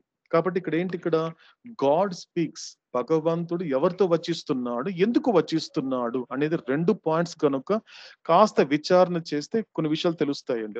రెండు విషయాలు తెలుస్తాయి. ఒకటి, ఇంతకు ముందు మనం చెప్పినట్లుగా క్రియేషన్ అనేటువంటి డెఫినేషన్ గనక ఈ గాడ్ స్పీక్స్ అనేటువంటి మాటతో కనెక్ట్ చేసుకుంటే, ఎవరితో మాట్లాడుతున్నాడు గాడ్ అంటే, God speaks to unconscious divinity. ఇప్పుడు హరిప్రసాద్ అనేటువంటి ఎవరు? హరిప్రసాద్ అనేటువంటి వాడు, హరిప్రసాద్ అనే శరీరానికి పేరు వచ్చింది కాబట్టి ఈ గ్రాస్ బాడీకి ఉంది. గ్రాస్ బాడీ నేను కాదు కదండి, ఇది నేను కాదు. ఎందుకంటే ఎందుకు వచ్చింది అనేది కూడా మనకి ముందు చెప్తాడు. ఎవరి గ్రాస్ బాడీస్ ఎందుకు వచ్చాయి అనేది కూడా మనకి ముందు మనకి అవుతాడు, మనకి క్లారిటీ ఇస్తాడు.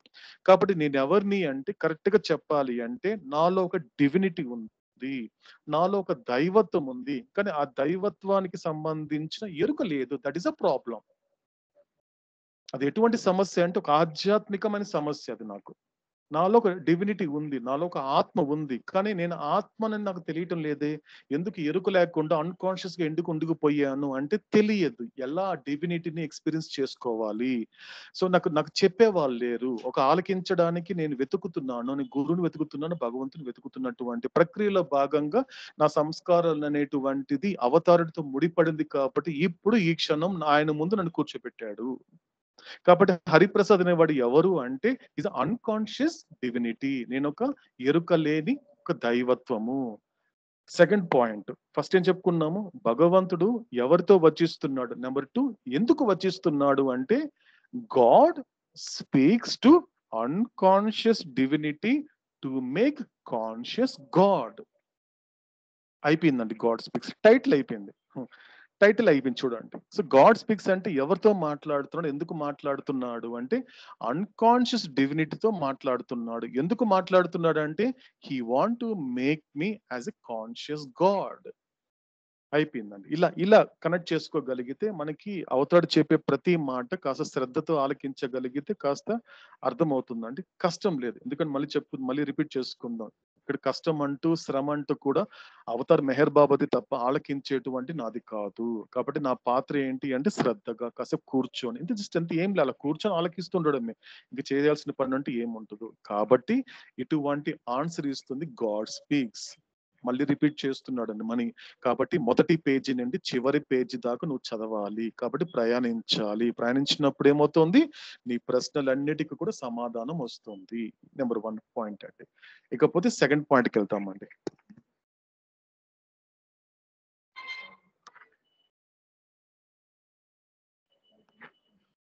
అందరికి వినిపిస్తుందండి? క్లియర్గా ఉంది కదండి వాయిస్ మీకు?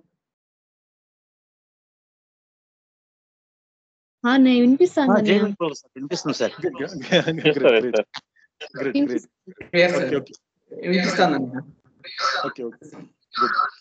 రైట్ అండి. సో ఇప్పుడు సెకండ్ పాయింట్కి వెళ్తాం. సో కాబట్టి సెకండ్ పాయింట్ చెప్పే మాట ఏంటి అంటే, read God speaks 3 or 4 times. Your eyes will weep and weep and weep. Your heart will burn and burn and burn and be consumed, and you will experience the real. So ఈ journey ఎంతసేపు చేయాలి, ఎన్నిసార్లు చేయాలి అని అడిగినప్పుడు మళ్ళీ ఎందుకంటే ఇక్కడ నెంబర్ చెప్పినప్పటికీ అవతారుడు కొన్ని చోట్ల మీకు అర్థం కావడం కోసం నెంబర్ చెప్తానే తప్ప చెయ్యండి. ఎంత వరకు చెయ్యాలి అంటే బ్యాక్ టు ఆదిశంకర్ చెప్పినటువంటి ఆ మాటతో కనెక్ట్ చేసుకుందామండి. ఆదిశంకర్ చెప్పినటువంటి మాటతో కనెక్ట్ చేసుకోవాలి అంటే గాడ్ స్పీక్స్ ని ఎంత వరకు జర్నీ చేయాలి. నెంబర్ ఫస్ట్ పాయింట్, భగవంతుడిగా వచించినంత వరకు. భగవంతుడికి ఎలా వచిస్తావు? జీవన్ముక్తుడు అవ్వాలి, బతికుండగానే ముక్తి పొందాలి. బతికుండ ముక్తి రావాలంటే ఏమవుతుంది, నీకేం కావాలి? సో నీకు ఒక ఫస్ట్ నుంచి సత్సంగం నుంచి చేయాలి. అంటే ఇక్కడ ఎప్పటి వరకు గాడ్ స్పీక్స్ జర్నీ చేయాలి అంటే నీకు 50%, ఇది ఒక చోట ఈరు చెప్తారండి. ఈరు ఎలా చెప్తారంటే ఒక చోట ఒక డిటాచ్మెంట్ అనేది గనుక మన లైఫ్ లో, ఇది ఒకసారి మండలి హాల్స్ లో మాట్లాడుతున్నప్పుడు ఆయన చెప్పిన ఒక లైన్ అండి. ఇది ఏరు జస్సావాలా ఏం చెప్తారంటే, మీరు ఈ ప్రపంచానికి వచ్చినప్పుడు సాధారణంగా మోస్ట్ ఆఫ్ ది వర్క్, ఎందుకంటే మీ పని ఎక్కువగా 2 రకాలుగా ఉంటుంది. ఆయన గాడ్ స్పీక్స్ భాషలో చెప్పారు ఆయన. ఒకటి, you're exhausting your accumulated sanskaras. Number 2, you're accumulating fresh impressions అన్నాడు. న్యూ సంస్కార్స్ అంటే నువ్వు పోగు చేసుకున్నటువంటి సంస్కారాన్ని ఖర్చు పెట్టడం అనేది ఒకటి జరుగుతుంది. రెండోది ఏంటి అంటే పోగు చేసుకున్నటువంటి సంస్కారాన్ని ఖర్చు పెట్టుకోకుండా కొత్త సంస్కారాన్ని పోగు చేసుకోవడం. ఈ రెండే జరుగుతాయి. సాధారణంగా ఈ రెండే జరుగుతూ ఉంటాయి. కాబట్టి వీలైనంత వరకు అవతారుడి యొక్క మెహరోపాసనలో ఏం జరుగుతుంది అంటే, సో నీకున్నటువంటి సంస్కారాస్ అనేది కూడా, ఎందుకంటే మళ్ళీ కొత్తగా పోగు చేసుకోకుండా ఉన్నదాన్ని ఖర్చు పెట్టేలా చేస్తాడు. ఇలా చేసేటువంటి ప్రక్రియలో భాగంగా ఆయన ద్వారా నీకు వచ్చేటువంటి ఒక బ్యూటిఫుల్ గిఫ్ట్ ఏంటి అంటే డిటాచ్మెంట్ అన్నాడు. డిటాచ్మెంట్. చాలా వరకు నువ్వు వచ్చిన పని నీకు క్లారిటీ, ఎందుకంటే నీకు అర్థమైపోతుంది. ఎందుకంటే నీకు అందరినీ చుట్టూ ఉన్న వాళ్ళందరినీ చూస్తే నీకు ఏదో అన్నోన్ పర్సన్ ని, ఇదే అపరిచితులా కనిపిస్తుంది. ఇక తల్లిదండ్రులు అయినప్పటికీ కూడా, కన్న తల్లిదండ్రులు అయినప్పటికీ కూడా, భార్య బిడ్డలు అయినప్పటికీ కూడా, అందరినీ కూడా ఒక్క రకంగా వాళ్ళందరినీ స్ట్రేంజర్ లో చూస్తా ఉన్నాడు. ఇది ఈరు చెప్పినటువంటి ఒక సంఘటన అండి. ఇప్పుడు నాకు గుర్తొస్తుంది, మీతో నేను షేర్ చేస్తూ ఉంటే. వాళ్ళందరూ నీకు స్ట్రేంజర్ లా కనిపిస్తారు ఎక్సెప్ట్ గాడ్. అంటే నీ జీవితంలో అవతార్ మెహర్ బాబా తప్ప మిగతా వాళ్ళందరూ కనుక అపరిచితుల్లా కనపడుతున్నారంటే ఎస్, నీకు డిటాచ్మెంట్ ఉన్నట్లే అన్నాడు. నీకు డిటాచ్మెంట్ ఉన్నట్లే. కాబట్టి గాడ్ స్పీక్స్ అనేది ఎంత వరకు ఎన్నిసార్లు జర్నీ చేయాలి అంటే నీకు డిటాచ్మెంట్ వచ్చేంత వరకు, ఒక అండర్స్టాండింగ్ వచ్చేంత వరకు, నువ్వు డిటాచ్మెంట్ వచ్చేంత వరకు నువ్వు దానిని కొన్నిసార్లు రిపీట్ చేయమన్నాడు అవుతాడు. ఎందుకు రిపీట్ చేయమంటున్నాడు అంటే ఇది గుర్తుపెట్టుకోవాల్సిన విషయం. కాబట్టి నీకు నిస్సంగత్వం వచ్చేంత వరకు సత్సంగం చెయ్యి. నిస్సంగత్వం వచ్చేంత వరకు నువ్వు మెహరోపాసనం చెయ్యవలసినదే. ఇలా జరిగితే ఏం జరుగుతుంది అన్నప్పుడు మళ్ళీ ఇంక 2 లైన్లు ఇంకో 3 లైన్లు అవుతాడు చెప్తున్నాడు. ఏం జరుగుతుంది ఇక్కడ ఈ సెకండ్ పాయింట్ లోనే పూర్తిగా పర్పస్ ఆఫ్ లైఫ్ ఎలా ఫుల్ఫిల్ చేసుకోవాలో కూడా చెప్పేశాడండి అవుతాడు. కొద్దిగా శ్రద్ధ పెడితే మనకు కొంచెం అందులో లోతుల్లో ఉన్న విషయాలు కూడా మనము శ్రద్ధతో ఆలకించే ప్రయత్నం చేయొచ్చు. ఇక్కడ ఏం చెప్తున్నాడు అవుతాడు, వెంటనే ఏం జరుగుతుంది ఇలా రిపీట్ చేస్తున్నప్పుడు డిటాచ్మెంట్ వచ్చిన తర్వాత ఏమనిపిస్తుందంటే, ఇంతవరకు నేను ఇంతగా నిర్లక్ష్యం చేసిన భగవంతుడి పట్ల నిర్లక్ష్యం చేసిన సంఘటనలు గుర్తొస్తాయండి. బాగా కాసేపు ఈ మాటని కొద్దిగా శ్రద్ధతో ఆలకించే ప్రయత్నం చేద్దామండి. అంటే ఇంతలాగా, ఎందుకంటే నిజంగా ఏడుపు వస్తుందండి. ఎందుకు ఏడుపు వస్తుంది అంటే, ఒక్కసారి మీరు తర్వాత ఈ మెహరోపాస్ 9 తర్వాత కనుక ఒక్కసారి మీరు డివైన్ థీమ్, ఇదే గాడ్ స్పీక్స్ లో డివైన్ థీమ్ 9th చార్ట్ మీరు చూస్తే, ఇంతవరకు నాకు వాళ్ళు లేరే, వీళ్ళు నాకు దూరం అయిపోయారే, లేకపోతే అతను నాకు శాశ్వతంగా దూరం అయిపోయాడే, నా జీవితంలో అతడు తోడు లేదు, ఇతడు తోడు లేదే అనేటువంటి ఇప్పుడు నాబోటి వాడు అలా ఆలోచిస్తున్నప్పుడు, అక్కడ ఒక్కసారి చార్ట్ నెంబర్ 9 లో మనం చూస్తే, ఓకే హరిప్రసాద్ ఎక్కడున్నాడు? హరిప్రసాద్ రీఇన్కార్నేషన్ లో అక్కడ ఉన్నాడు. ఒక హరిప్రసాద్ అనేటువంటి వాడు ఆ పునర్జన్మ ప్రక్రియలో ఆ రీఇన్కార్నేషన్ ప్రాసెస్ లో ఉన్నాడు. ఇప్పుడు నా బాధ ఏంటి? ఈ లోకంలో వాళ్ళు లేరు, ఈ తోడు లేదని బాధపడుతున్నానే. ఒక్కసారి ఇదే హరిప్రసాద్ ఎవల్యూషన్ ప్రాసెస్ లో ఉన్నప్పుడు, రాయిగా ఉన్నప్పుడు నాకు తోడెవరు? ఒక వెజిటేబుల్ గా వచ్చిన తర్వాత నాకు తోడెవరు? తర్వాత అక్కడ జరిగినటువంటి డిఫరెంట్ కింగ్డమ్స్ లో అప్ టు నేను ఎనిమస్ దాకా ఉన్నంత వరకు కూడా నాకు ఎవరు తోడున్నారు, నన్ను ఎవరు చూసుకున్నారు అంటే, అక్కడ మీకు కనిపించేటువంటి ఒకే ఒక్కడు అవతార పురుషుడైనటువంటి మెహర్ బాబాని అక్కడ మాస్టర్ సోల్ గా కనిపిస్తాడు. అతడి గురు ఆత్మ. సో ఎప్పుడైతే నేను రీఇన్కార్నేషన్ లో ఎప్పుడైతే డిటాచ్మెంట్ అయినప్పుడు, ఈ ప్రపంచం నుంచి డిటాచ్ అవుతూ నా యొక్క వర్క్స్ అన్ని కంప్లీట్ చేసుకుంటున్నప్పుడు, నా పనులన్నీ కూడా ఒక పూర్తి కూడా నేను కర్తని కాను అనేటువంటి అభిప్రాయంతో, ఒక అవగాహనతో గనక ఈ ప్రాపంచికమైన విషయాలన్నిట్లో కూడా పనులు చేసుకుంటున్నప్పటికీ కూడా ఒక డిటాచ్మెంట్ సంపాదించినప్పుడు స్పష్టం అవుతుంది, ఇతనే కదా నాకు అక్కడి నుంచి ఉన్నాడు, ఇతడే కదా నా కాన్స్టాంట్ కంపానియను, ఇతడే కదా నా యొక్క ఎటర్నల్ బిలవెడ్ అనిపిస్తుందండి. అనిపించినప్పుడు ఏమనిపిస్తుందో తెలుసండి, లోపల ఒక విధమైనటువంటి బాధ కలుగుతుందండి. పనికొచ్చే బాధ అండి. ప్రపంచంలో 2 రకాలు ఉన్నాయండి. పనికొచ్చే బాధ, పనికి మాలిన బాధ. 2 రకాలుగా కనిపిస్తాయి. ఎటువంటి పర్పస్ లేదు. ఆ బాధ పడి రోగి అవుతాడు. ఇక్కడ ఇలా బాధపడి యోగి అవుతాడండి. అంతే తేడా, ఇంకేమీ లేదండి. సో నువ్వు రోగి అవ్వాలనుకున్నావంటే అలా ఏడవలసిందే, నువ్వు భోగి లేకపోతే నువ్వు యోగి అవ్వాలంటే ఇలా ఏడవలసిందే. అందుకే అవుతాడు చెప్తున్నాడు, యోగి ఎందుకు ఏడుస్తాడు, యోగి ఎందుకు అవుతాడు అంటే విలపించాలి. Best example Ramakrishna Paramahansa. ఆయన ఒక మామూలు పూజారి, ఒక కేవలము బెంగాలీ భాష తప్ప వేరే ఏమి తెలియనటువంటి ఒక సాధారణమైనటువంటి ఆ గుడి పూజారి, అమ్మవారి యొక్క కాళికామాత యొక్క పూజారి. ఒక టైంలో అతడికి ఆ లాంగింగ్ పెరిగినప్పుడు భగవంతుడి మీద, ముఖ్యంగా అమ్మ మీద ఆ లాంగింగ్ వచ్చినప్పుడు, ఎందుకంటే మెహర్ బాబా ఒకసారి దక్షిణేశ్వరంలో, అంటే అక్కడ ఆయన ఉన్నటువంటి ఆ దక్షిణేశ్వరంలో కాళిక టెంపుల్ కి మెహర్ బాబా వెళ్ళినప్పుడు ఆయన చెప్పినటువంటి ఒక మాట, ఎందుకంటే ఎప్పుడు రామకృష్ణ పరమహంస గురించి మాట్లాడుతున్నప్పుడు ఆయన చెప్పే ఒకే స్టేట్మెంట్ ఏంటంటే, వాట్ ఏ లైఫ్, ఏమిటా జీవితం, అది కదా జీవితం అంటే. అప్పుడు బాబా ఒకసారి దక్షిణేశ్వరికి వచ్చినప్పుడు ఒక చిన్న ఇన్సిడెంట్ చెప్పడం జరిగింది. ఎందుకంటే మీకు అందరికి అప్పుడు బాబా అక్కడ ఉన్నటువంటి వాళ్ళతో అడిగారు, మీకు రామకృష్ణ పరమహంస మీరు చదువుంటారు కదా, అంటే ఆయన లోకానికి నేర్పించినటువంటి గొప్ప ఒక పాఠం ఏంటో చెప్పగలరు అన్నాడు మెహర్ బాబా. అంత సమస్త లోకానికి, ముఖ్యంగా ఆధ్యాత్మికంగా ఎదగాలనుకున్న వాడికి, ఎవరైతే తన జీవితం ఆ ప్రయోజనం తెలుసుకోవాలన్నటువంటి వాడికి, అందుకే తెలియకపోయినా సమస్త లోకానికి ఒక మంచి గుణపాఠం చెప్పాడు, ఒక పాట నేర్పించాడు, అదేంటో చెప్పగలరు అన్నాడు. వీళ్ళు రకరకాలు చెప్పినప్పటికీ కూడా ఎవరు చెప్పలేకపోతే మెహర్ బాబా చెప్పారు. ఇలా ఏం చెప్పాడంటే, ఎవరి కోసము ఎందుకు ఏడవాలి, ఎలా ఏడవాలి, ఎవరి కోసం ఏడవాలి అనేటువంటి గొప్ప పాఠాన్ని సమస్త లోకానికి అందించాడు రామకృష్ణ పరమహంస అన్నాడు. ఆయన ఏడుపు ఎలా ఉంటుందో తెలుసా అండి, ప్రతిరోజు ఉదయంతో నిద్ర లేవగానే, సాధారణ నిద్ర లేసిన తర్వాత పనులు చేసుకుంటారు, ఎవరు పడితే సాధారణ జరిగే విషయం. కానీ గదాధర్ అలా చేసేవాడు కాదండి. అతను నిద్రలేసిన ప్రతిసారి కూడా అక్కడ ఉన్నటువంటి నది దగ్గరకు వచ్చి బోరున ఆ మట్టిలో దొల్లుతూ ఏడుస్తూ ఉండేవాడు. ఎందుకు ఏడుస్తున్నావు అంటే, నేను అమ్మని అంటే భగవంతుడిని చూడకుండా ఒక్కరోజు గడిపేశానే, ఇంకో రోజు గడిచిపోయింది అనేటువంటి ఆ తాపత్రయము, ఆ లాంగింగ్ అతనికి ఉండేది. అతడు ఏడ్చేవాడు. కాబట్టి ఇది కనెక్ట్ చేసుకోవచ్చు అండి. ఎప్పుడైతే ఆ విధంగా నువ్వు విలపించినప్పుడు నీకు తెలుస్తుంది క్లియర్ గా, నన్ను అప్పటి నుంచి నాకు మెహర్ బాబానే కదా తోడు. ఈ సృష్టిలోకి నేను రాతి రూపం నుండి వచ్చినప్పుడు నాకు అన్నం పెట్టింది ఆయన, తోడుగా ఉన్నది ఆయన, నాకు నీడనిచ్చింది ఆయన, ఆయనే కదా నా కాన్స్టాంట్ కంపానియన్.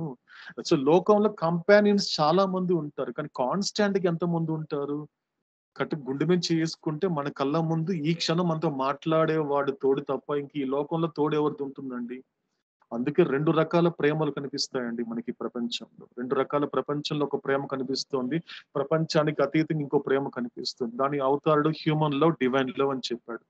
నాకు సంబంధించినంత వరకు, నేను ప్రయాణం చేస్తున్నంత వరకు నాకు అర్థమయ్యే భాషలో అవతారుడు చెప్పింది ఏంటి అంటే, హ్యూమన్ లవ్ అనేటువంటిది అనుకునే ప్రేమ అన్నాడు. అవన్నీ అనుకోవడమే. ఎవరికి వాళ్ళు అనుకుంటారు, ఇతను నాకు చివరి దాకా ఉంటాడు, నాకు నేను అనుకున్న విధంగా నన్ను దరి చేర్చేస్తాడు, నన్ను ఆదుకుంటాడు అనిపిస్తుందే తప్ప అదంతా కూడా అనుకునే ప్రేమే.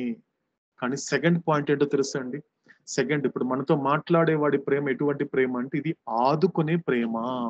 అది డివైన్ లవ్ అండి. కాబట్టి ప్రపంచంలో లోకోపాసనంలో అనుకునే ప్రేమ ఉంటుంది, మెహరోపాసనంలో మనకు ఉండాల్సినటువంటి ఆదుకునే ప్రేమ ఉంటుంది. అటువంటి ప్రేమతో ఉన్నటువంటి వాడే చార్ట్ నెంబర్ 9 లో, నువ్వు రాతి రూపంలో ఉన్నప్పటి నుండి నేను నీకు అన్ని కావాల్సిన చేసి పెట్టాను అంటే, నేనే నీకు నిత్య సహచరుడు అనే విషయాన్ని గుర్తు చేసినప్పుడు కన్నీరు రాకుండా ఎలా ఉంటుందండి? ఖచ్చితంగా వస్తుందండి. ఒక్కసారి ఆ చాటుని చూస్తే, గుడ్డి మీద చెయ్యి వేసుకొని నేను ఇప్పుడు రీఇన్కార్నేషన్ లో ఉన్నాను, ఆ రాతిగా ఉన్నప్పుడు నా తల్లిదండ్రులు ఎవరు, వృక్షంగా ఉన్నప్పుడు నా భార్య పిల్లలు ఎవరు, నేను ఒక ఒక ఒక క్రిమికీటగా ఉన్నప్పుడు వచ్చేసి నా శత్రువులు ఎవరు, నా మిత్రులు ఎవరు, అక్కడంతా ఎవరండి ఉండేది?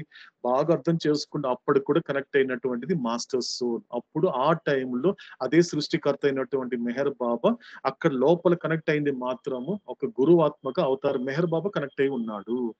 కాబట్టి ఇది అర్థం చేసుకోవాలి. కాబట్టి థర్డ్ పాయింట్కి వచ్చేసరికి, ఎప్పుడైతే నువ్వు అలా విలపించినప్పుడు ఏం జరుగుతుంది అంటే, నీ హృదయం అనేటువంటిది దహించుకోపోతుంది. ఎటువంటి దహించుకోవడం అంటే లాంగింగ్ అండి. లాంగింగ్, నేను ఎప్పుడు మెహర్ బాబాని చూస్తాను, ఎప్పుడు నేను మెహర్ బాబా జీవితాన్ని గడుపుతాను, విపరీతంగా అది తాపత్రయం అనేటువంటిది కాదండి. ఎందుకంటే ఆ బర్నింగ్ ఆఫ్ లాంగింగ్ అండి. బాబా చెప్పిన జీవితాన్ని ఇప్పుడు కలుగుతాను, బాబా చెప్పినట్లుగా గనుక ఈ జీవితం ఇలా ఉంది కదా, ఇంకా ఎంతకాలం ఈ లోకంలో, ఇంకా ఎంతకాలం ఈ సంసారము అనేది అంటే మొత్తం బర్న్ చేసేస్తుందండి. ఆ హార్ట్ అనేటువంటి బర్న్ చేసేసుకుంటా కూడా కరిగిపోతాడు, కన్జ్యూమ్ అయిపోతాడు అంటాడు అవుతాడు. అప్పుడు ఎప్పుడైతే ఈ 3 ప్రాసెస్ జరుగుతుందో, ఈ యొక్క 3 ప్రక్రియలు అయిన తర్వాత మాత్రమే నీకేం జరుగుతుంది? ఇంతవరకు రియాలిటీ గురించి నువ్వు విన్నావు, రియాలిటీ గురించి చదువుకున్నావు, రియాలిటీ గురించి నువ్వు అండర్స్టాండ్ చేసుకున్నావు, రియాలిటీ గురించి నువ్వు అవేర్నెస్ తెచ్చుకున్నావు. అవన్నీ కూడా ఎలా ఉపయోగపడుతుంది అంటే, లాస్ట్ పాయింట్ లో అవుతాడు చెప్పాడు, and you will experience the real, that is nothing but God realization. వచ్చిన పని పూర్తి చేసుకోవడము, ఆ ఉన్నటువంటి ఒకే ప్రశ్న అయినటువంటి రియల్ క్వశ్చన్ అయినటువంటి ఐఎమ్ గాడ్ కి అసలైన రియల్ ఆన్సర్ అంటే ఏంటి? ఐ యామ్ గాడ్, నేను భగవంతుడు అనే మాట అనుభవపూర్వకంగా నువ్వు వచిస్తావు. అది అవతాడు చెప్పినటువంటి సెకండ్ పాయింట్ లో ఉన్నట్టు 4th లైన్ అండి. కాబట్టి ఎందుకు గాడ్ స్పీక్స్ అనేది కూడా ప్రతి క్షణం కూడా, ఎందుకు గాడ్ స్పీక్స్ ఓ మనసా, ఎందుకు గాడ్ స్పీక్స్ అని నువ్వు ప్రశ్నిస్తున్నావు కదా, ఎందుకు ఇప్పుడు అవతాడు చెప్తున్నాడు కదా ఈ మాటలని, ఎందుకు గాడ్ స్పీక్స్, ఎందుకు అవతార మెహర్ బాబా నువ్వు అడుగుతున్నావు కదా మనసా, ఎందుకు అవతార మెహర్ బాబా. కాబట్టి ఈ విధమైనటువంటి ఎక్కడైనా కూడా ప్రశ్నిస్తున్నప్పటికీ కూడా ఆ మనస్సుకి ధీటుగా సమాధానం చెప్పి దాన్ని సమాధాన పరిచి ఆ విధమైన సమర్థత కలిగి ఉండేలాగా మనకి అటువంటి స్ట్రెంగ్త్ ని కూడా అవుతాడు మనకి ప్రసాదించేలాగా, ప్రాప్తించేలాగా. ఇంకా రేపు ఇంకా ఎల్లుండి ఉంది కాబట్టి మిగతా పాయింట్స్ ఏదైతే ఉన్నాయో అవి కూడా ఆలకించే ప్రయత్నం చేద్దామండి. ఎటర్నల్ బిలీవ్డ్ అవతార్ మెహర్ బాబా కీ జై. ఇంకా 5 minutes ఉందండి మనకి. అరుణ మెహర్ బాబా అన్నయ్య. జై మేరా బాబా. ఓకే ఆరతి ఇచ్చేస్తే మనం కంక్లూడ్ చేద్దాం. నీ చాయిస్, ఏదైనా ఆరతి ఇచ్చు. ఆరతి ఇచ్చేస్తే బాబాకి మనం కంక్లూడ్ చేద్దాం. బాబాకి శాశ్వత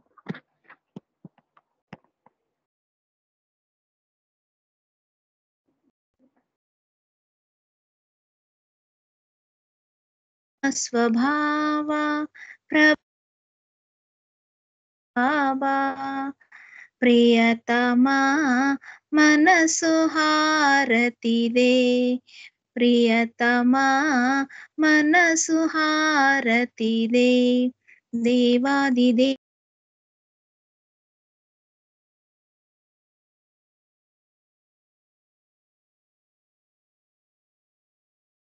మనసు హారతిదే, ప్రియతమా మనసు హారతిదే, ప్రేమ జ్యోతి మా హృది వెలగించు, కామ క్రోధముల మది తొలగించు, దామను వీడక నిన్ను ప్రేమించు, దామను వీడక నిన్ను ప్రేమించు, మము కరుణించవయ్యా ప్రియతమా మనసు హారతిదే, ప్రియతమా మనసు హారతిదే, నీ దివ్య నామమే మదిని స్మరించు, నీ దివ్య రూపమే హృది తిలకించు, నీ దివ్య పదములే హారాధించు, నీ దివ్య పదములే హారాధించు, మము కరుణించవయ్యా ప్రియతమా మనసు హారతిదే, ప్రియతమా మనసు హారతిదే, అహంకారము హారతి కాగా, అహంకారము హారతి కాగా, ఇహమే పరమై ప్రకాశించగా, ఇహమే పరమై ప్రకాశించగా, పాహి శరణు సాయోధ్యము పొందగా, పాహి శరణు సాయోధ్యము పొందగా, మము కరుణించవయ్యా ప్రియతమా మనసు హారతిదే, ప్రియతమా మనసు హారతిదే, దేవాదిదేవా ప్రేమ స్వభావ ప్రభో మెహరు బాబా, ప్రియతమా మనసు హారతిదే, ప్రియతమా మనసు హారతిదే, శాశ్వత ప్రీతం అవతార్ మెహర్ బాబా की जय. జై మెహర్ బాబా అన్నయ్య. జై మేరా బాబా అండి. జై మెహర్. సో మనం కంక్లూడ్ చేసే లోపల ఏదైనా చెప్పాలనుకుంటున్నారండి? క్లియర్ గా ఉందా మీకు? వాయిస్ ఇష్యూస్ కానీ ఏదైనా సజెషన్స్ కానీ ఉన్నాయా, లేకపోతే ఎలా చెప్పాలని కూడా చెప్పండి.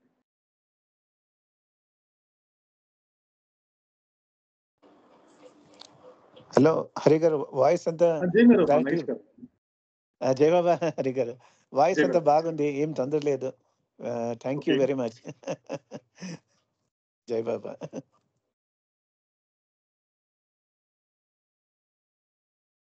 సో క్లియర్ గా ఉందండి నగేష్ గారు? అంత క్లియర్ గా ఉంది హరి గారు, బాగుంది, okay. No problem. Okay okay. So మనకి జై బాబా. మేరా బాబా. జై మేరా. జై బాబా హరి నాన్న, బాగుంది నాన్న, బాగుంది. జై బాబా. రైట్. గారు. జై బాబా, జై బాబా నాన్న, జై బాబా. ఓకే. రైట్ అండి. సో ఏదైనా చెప్పాలనుకుంటే మాత్రం చెప్పండి. ఏదైనా సజెషన్స్ కానివ్వండి, ఏదైనా ఎలా అనేది కూడా చెప్పారంటే మనం దాని తగ్గట్టు చేసుకుంటూ మనం కొనసాగిద్దాము. శ్రద్ధతో కొనసాగించడమే తప్ప ఉంది కాబట్టి. రైట్ అండి. సో అయితే మనము రేపు 6:30 to 8:30 అంటే రేపు కూడా ఉంటుంది, రేపు ఎల్లుండి ఉంటుంది. సో మోస్ట్లీ మనకి ఈ వై గాడ్ స్పీక్స్ లోనే మిగతా పాయింట్స్ ని కూడా మనం ఆలకించే ప్రయత్నం చేద్దాం. సో రేపు 6:30 కలుద్దాం. ఓ అవతార పురుషుడా, లోకమును కాకుండా నిన్ను అర్థం చేసుకునేలా, లోక సంకల్పము కాకుండా నీ సంకల్పమును అర్థం చేసుకునేలా నన్ను మలుచు. శాశ్వత ప్రీతమ అవతార్ మెహర్ బాబా కీ జై. జై బాబా హరి గారు.